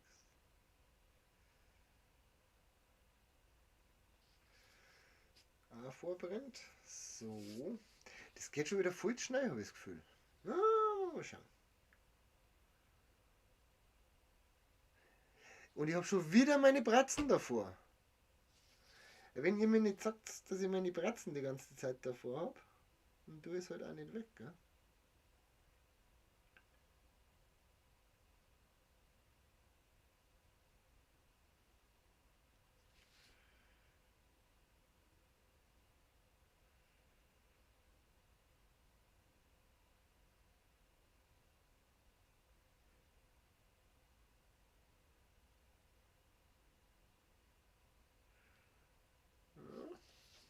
Konturen.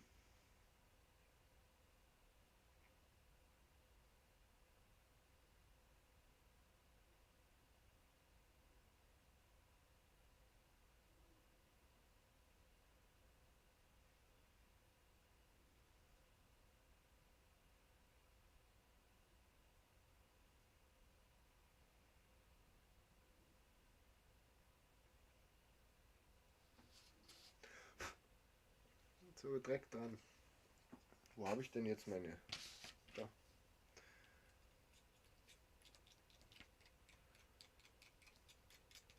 Ein bisschen Dreck runterklopfen. Holzdreck. Brennholzspandel, Geschmarri. So, 21.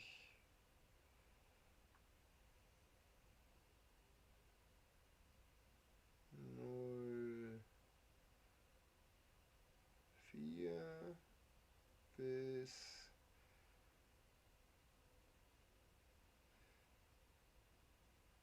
20. Wieder der Finger davor.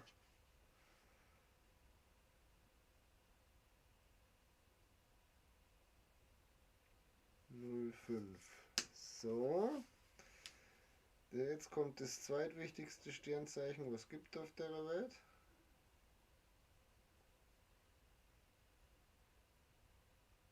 Das habe ich jetzt bloß gesagt, falls meine Frau zuschaut.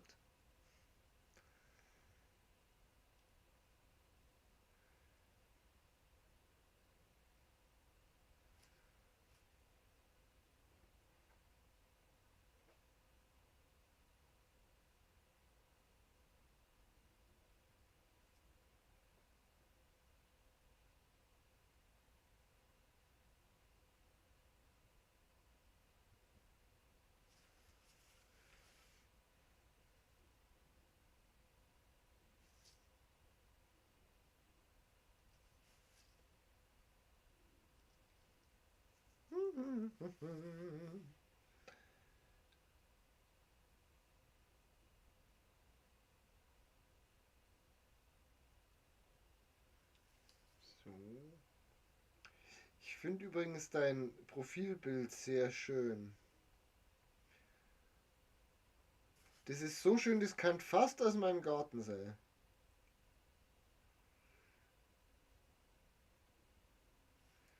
So. Und dann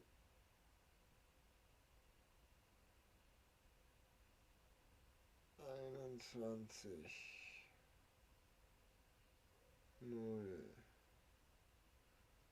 3 bis, da fehlt der Punkt, da fehlt auch der Punkt, weil ich es gerade sehe. Oh, großer Punkt. 20,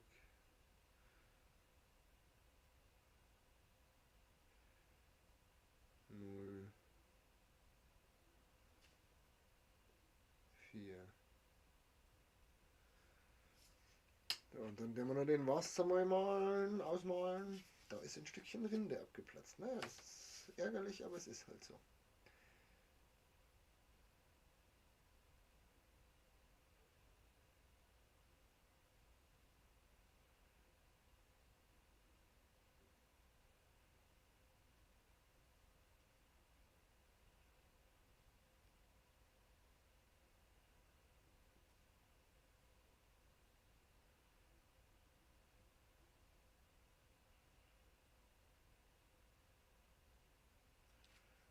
Jo, und dann hier auch nochmal. Ja.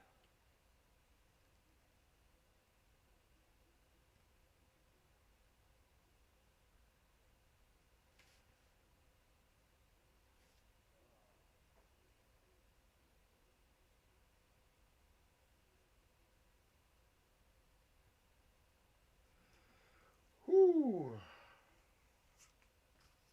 Ja, ich tue mich da schon auch konzentrieren, Kinders. Ich kann da mal wieder näher ran. So. Dann sieht man das ja wieder. 21. 21.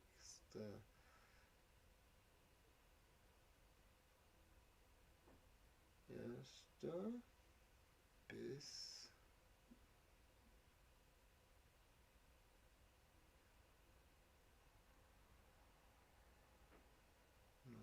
19. 2. So, dann geht es wieder zum Spitzerl wechseln, damit wir die Jungs ausmalen können.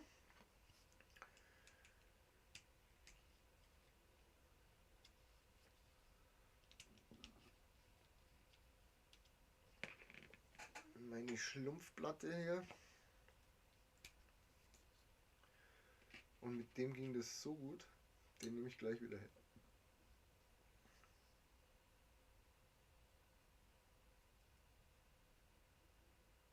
Mag nicht, funkt schon wieder. Kruzifix! Es funkt und ich lasse fallen.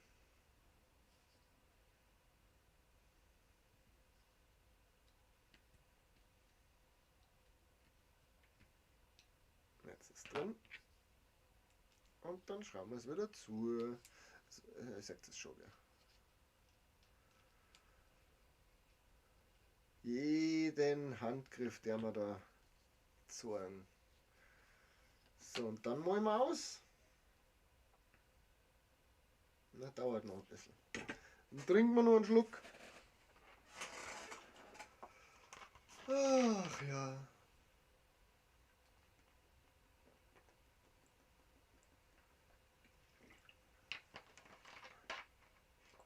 Hoppala. Feuerchen gemacht, Entschuldigung, ins Mikrofon rülpsen ist asozial. Zünden wir uns wieder in die Zigarette an.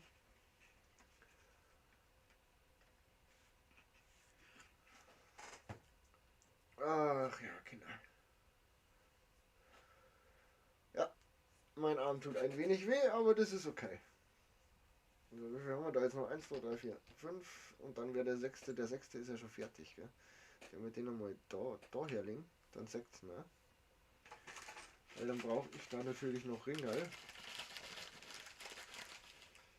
Und zwar 5 Stück an der Zahl für jetzt vorerst.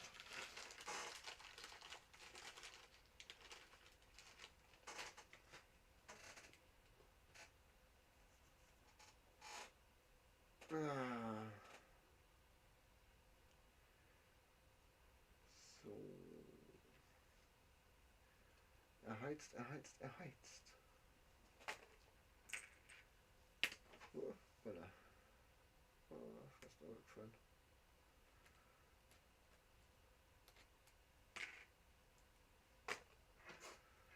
Wenn ich die auch noch anzünde, dann kann ich auch rauchen damit, ne? Das wäre eigentlich, also für einen Raucher wie mich ist das gar nicht blöde.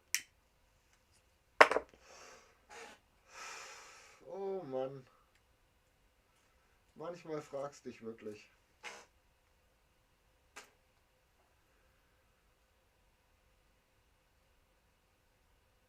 Und wenn man das Hirn schon weggeraucht hat.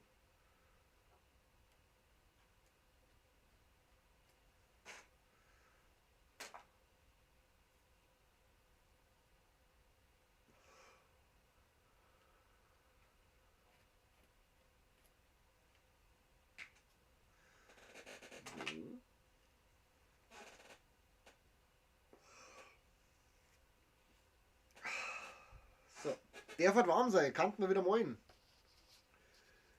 Kannten wir wieder moin. So, und zwar. Ja, wunderbar.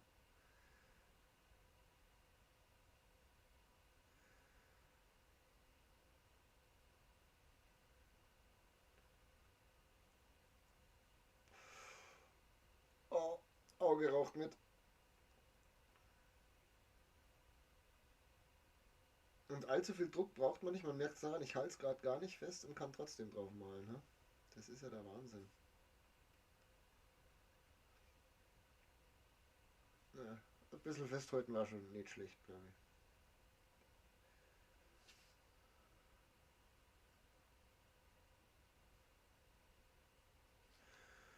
No, ein bisschen mehr Dampf dahinter.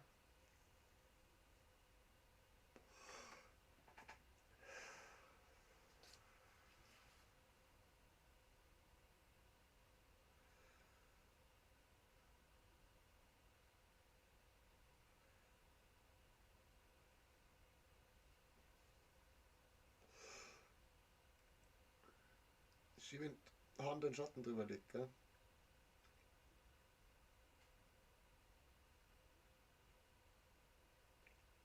Aber so wie es ausschaut, geht diesmal zumindest nicht der Brennkolben direkt kaputt. Während der, während der alte noch malt. So wie beim letzten Mal, wo mir die Brennkolben abgekackt sind.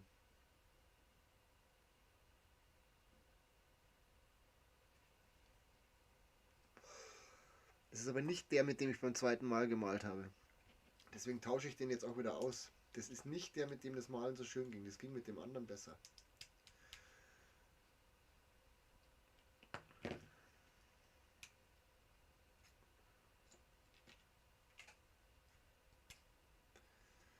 Das ging mit dem deutlich besser. So. Und eine mit dir. Eine ins Viech.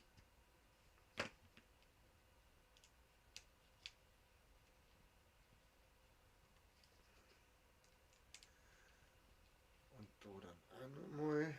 So. Also jetzt muss ich wieder warten, oder? Dann kann ich die Zigaretten fertig rauchen. Das ist auch schön. Kann ich die Zigaretten fertig rauchen.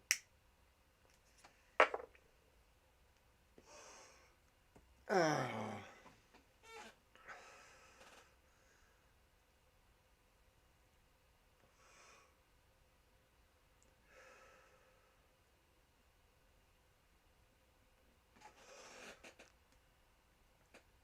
So. Geht nämlich relativ schnell, dürfte schon funktionieren. Ja, das ist wieder das Ausmalen. Voll schöner mit dem.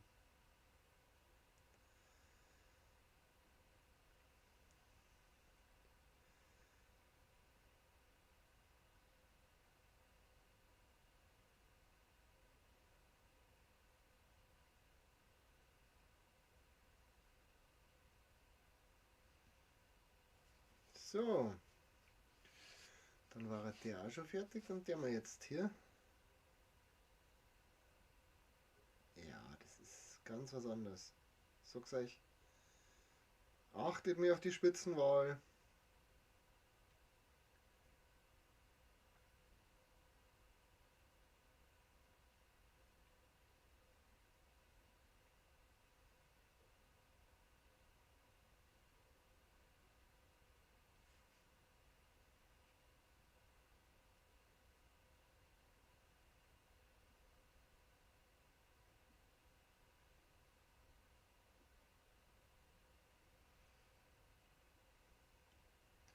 Du bist schon beim Kochen? Nein, noch nicht. Ich fange jetzt dann direkt an, wenn ich fertig bin, aber es ist nicht schwer. Ich tue einfach nur das Hackfleisch ummachen, dann tue ich mir meine Patties raus kneten, tue tue ein Loch reinmachen ins Patty, also die kommen gar nicht in die Pfanne, die werden direkt ins Rohr gestellt. Tue dann in das Loch, was ich im Patty habe, also das ist eine Kuhle, also halt so reindruckt. Da tue ich dann ein frisches Ei hinein, aufschlagen und dann äh, tue ich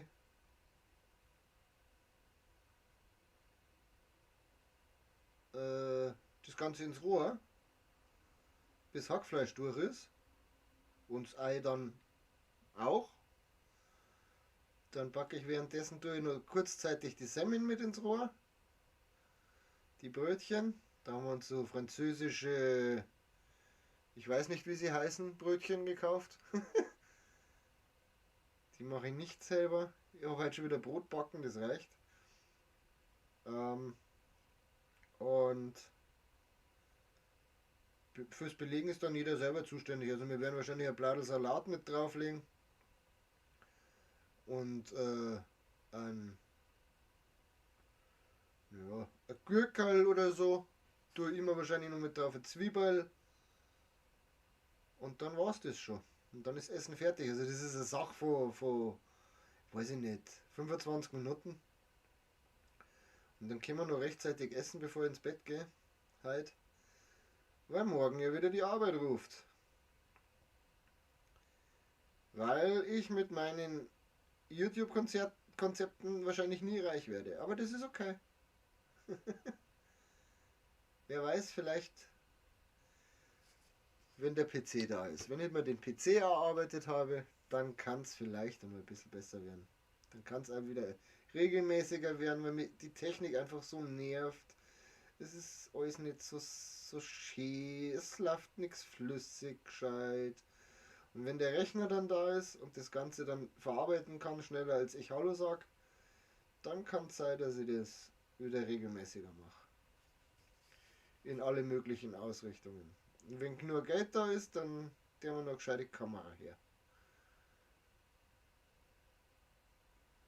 Weil ich zwar für meine Videokamera sehr dankbar bin, die ich jetzt hier stehen habe, mit der ihr seht, was ich hier tue, aber die ist leider noch nicht so, wie ich sie gerne hätte. Also von der Qualität her bin ich total enttäuscht, muss ich sagen. Ja, das hätte schon.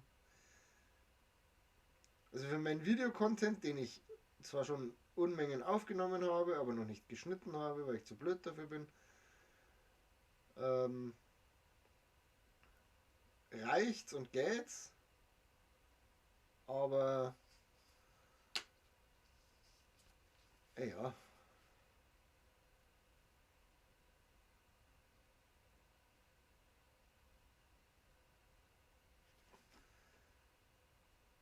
So.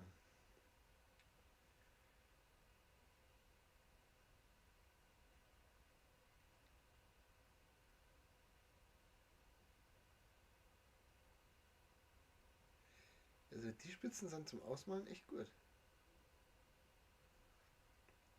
Das ist nämlich das, was wirklich schade ist an dem Teil ist, dass es sag niemals nie. Ja, weiß ich schon, dass man nie und nie sagen soll. Vor einigen Jahren hätte ich auch gesagt, ich werde niemals die Sabine heiraten und trotzdem habe ich es getan. Ne, es ist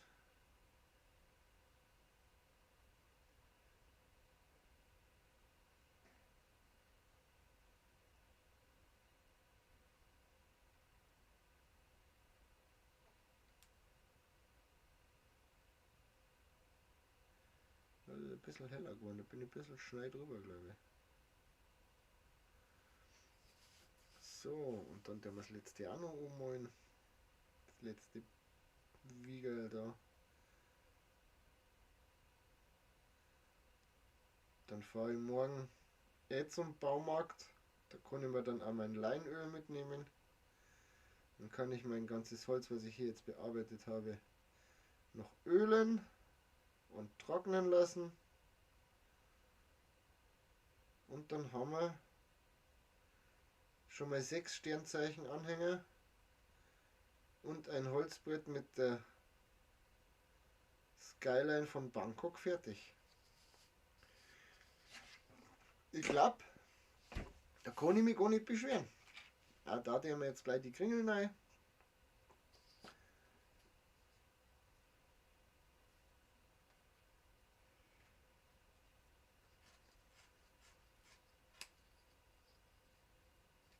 So.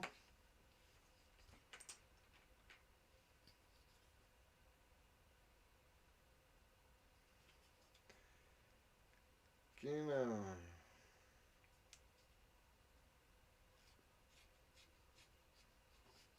Da muss ich her, dann sagt es ja.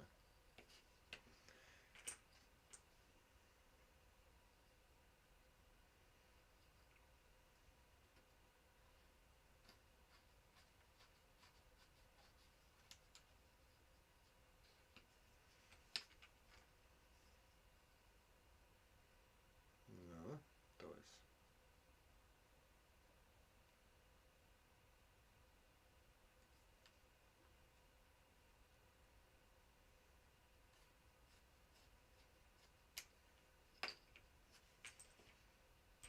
Und der last but not least.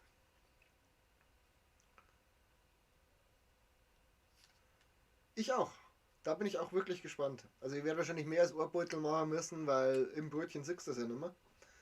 Aber okay, so. Und dann waren wir doch heute schon wieder ganz erfolgreich, finde ich jetzt persönlich. Wir haben das erste halbe Jahr haben wir rumgebracht, was die Sternzeichen angeht. Und an Bangkok, Thailand, Ding haben wir auch gemacht. So, jetzt kriege ich es aber nicht aufs Beutel, muss ich es aufschauen. Na, abziehen. So muss ich es machen. So sind es alle drauf. Ja. So. Soll es für heute gewesen sein. Ich mache jetzt das Ding aus. Weil wir ja gerade festgestellt haben, tue ich jetzt noch kochen. Es ist 6:45, meine Freunde. Wir haben jetzt. Wie lange haben wir denn jetzt gemacht? Ich weiß gar nicht.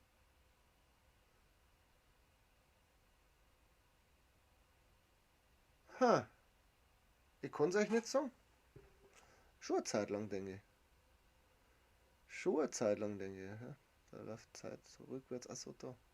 Da kann ich nachschauen. 2 Stunden, wir haben über 2 Stunden Livestream gemacht. Wir haben über 2 Stunden braucht für 6 Holzbladel und Großholzbladel. Ja, kann ich mit leben. Freunde der Nacht, Freunde der Sonne, ich schalte nochmal um. Hier auf das. So ist richtig. Ja, ich habe meinen Spaß gehabt. Ich mache das einfach gern. Soll ja. Es sind einfache, leichte Weihnachtsgeschenke und die Like freuen sich darüber, weil du das selber machst. Ähm, Ich weiß noch nicht, wie und wann es weitergeht. Eigentlich, da ich viel gern mehr streamen und vor allem mehr spielen. Wie gerade eben im Stream schon erwähnt, ich arbeite momentan sehr viel, damit der Rechner bald kommt. Je früher der Rechner kommt, umso mehr machen wir das. Schönen Abend und guten Appetit wünsche ich dir auch, Dine.